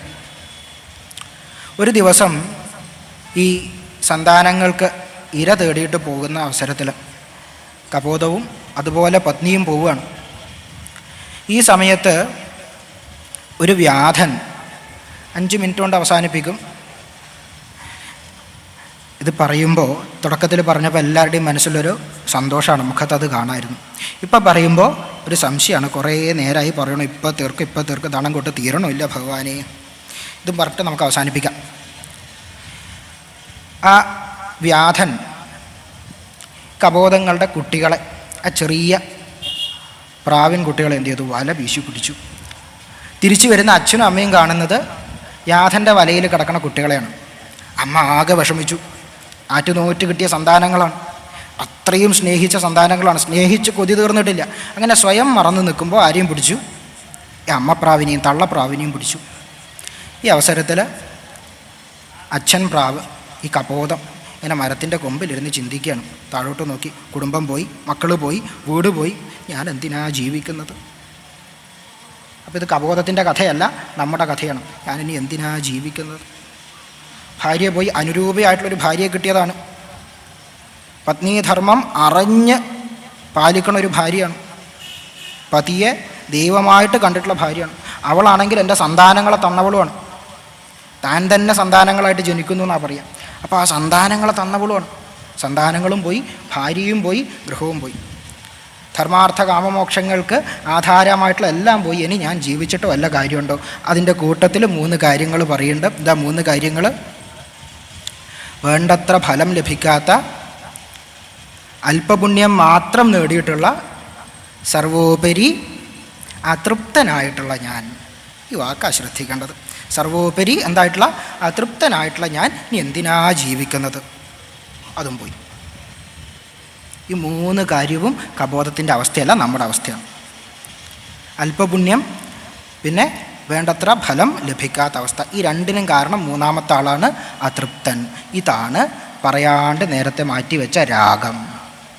എന്താ രാഗം? വളരെ സാങ്കേതികമായിട്ട് പറഞ്ഞാൽ, ആഗ്രഹത്തെ സംബന്ധിച്ച് ദുഃഖമുണ്ടാക്കുന്ന ആളെന്തോ അത് രാഗം. ആഗ്രഹത്തെ സംബന്ധിച്ച് ബന്ധനമുണ്ടാക്കുന്നതാരോ അത് രാഗം. അതിൻ്റെ സ്വഭാവം എന്താണെന്ന് ചോദിച്ചാൽ, ഒന്നിലും തൃപ്തിയില്ലാത്ത അവസ്ഥ. ഒരു വസ്തുവിൽ തൃപ്തി ഉണ്ടാവില്ല. നമുക്ക് എന്തെങ്കിലും തൃപ്തി ഉണ്ടോ? വളരെ ലളിതമായിട്ടൊരു കല്യാണത്തിന് പോയി. നിങ്ങളൊരു കല്യാണത്തിന് പോവുക, നല്ല സദ്യ, എന്താ പറയുക, പായസം അത്ര പോരാട്ടോ. ഇനി പായസവും കേമാണ്, നിങ്ങളെന്താ പറയുക, പഴം അത്ര പഴുത്തിട്ടില്ല കേട്ടോ. ഇതൊക്കെ കേമാണ്, പിന്നെന്താ പറയുക, ചെറുക്കനും പെണ്ണും പോരാട്ടോ. ഒന്നിലും നമുക്ക് തൃപ്തി ഉണ്ടാവില്ല, ഒന്നിലും തൃപ്തി ഉണ്ടാവില്ല. തൃപ്തി ഇല്ലാണ്ടിരിക്കുമ്പോൾ എന്ത് കൂടും? ആഗ്രഹങ്ങൾ കൂടും. ആഗ്രഹങ്ങൾ കൂടുമ്പോൾ ബന്ധനം ഉണ്ടാവും. അതാണ് ആര്? രാഗം. ഈ 5 കഞ്ചുകങ്ങളുടെയും ആകത്തുകയായിട്ട് പ്രതിനിധിയായിട്ട് പറയാൻ പറ്റുന്ന ആളാണ് ആര്? രാഗം. അതുകൊണ്ടാണ് ദേവിയുടെ കയ്യിലുള്ള കയറിൻ്റെ പേരെന്താ പറയുക? രാഗസ്വരൂപ പാശാഢ്യ. അമ്മയുടെ പേരതാണ് രാഗസ്വരൂപ പാശാഢ്യ. രാഗമാകുന്ന പാശത്തോടു കൂടി ഇരിക്കുന്നവൾ. അതിന്ന് രക്ഷപ്പെടാനും ഒറ്റ മാർഗ്ഗമുള്ളൂ, അത് ആ കയ്യിലേക്ക് കൊടുത്തേക്ക്, സർവം അവിടെ സമർപ്പിക്കുക. ആ കബോധത്തിൻ്റെ കാര്യത്തിൽ ഒരൊറ്റ വാക്ക് സൂചിപ്പിച്ച് നിർത്തുകയാണ്. മനുഷ്യജന്മത്തിൻ്റെ പ്രത്യേകത പറയുന്നുണ്ട്. കബോധത്തിൻ്റെ അവസ്ഥയാവരുത്. മനുഷ്യജന്മം കിട്ടിയാൽ എന്താണ് പ്രത്യേകത എന്ന് പറയുന്നുണ്ട്. എന്താ പ്രത്യേകത? മുക്തിദ്വാരമപാവൃന്ന് വെച്ച മുക്തിദ്വാരമാണ്. ആ മുക്തിദ്വാരം അതുവഴി പ്രവേശിക്കാൻ നമുക്ക് ഓരോരുത്തർക്കും, ഇവിടെ കുടികൊള്ളുന്ന അമ്മ, അതുപോലെ ആ ഗുരുവായൂരപ്പൻ, ശ്രീ മഹാദേവൻ അനുഗ്രഹം നൽകട്ടെ എന്ന് മാത്രം പ്രത്യാശിച്ചുകൊണ്ട് നിർത്തുന്നു. ഹരി ഓം തത്സത്. കായേന വാചാ മനസേന്ദ്രർവാ ബുദ്ധ്യാത്മനോ വാ പ്രകൃതേർസ്വഭാവാത് കരോമി യദ്യൽ സകലം പരസ്മൈ നാരായണായേതി സമർപ്പയാമി. ഹരി ഓം തത്സത്. ശ്രീ ഗുരുഭ്യോ നമഃ.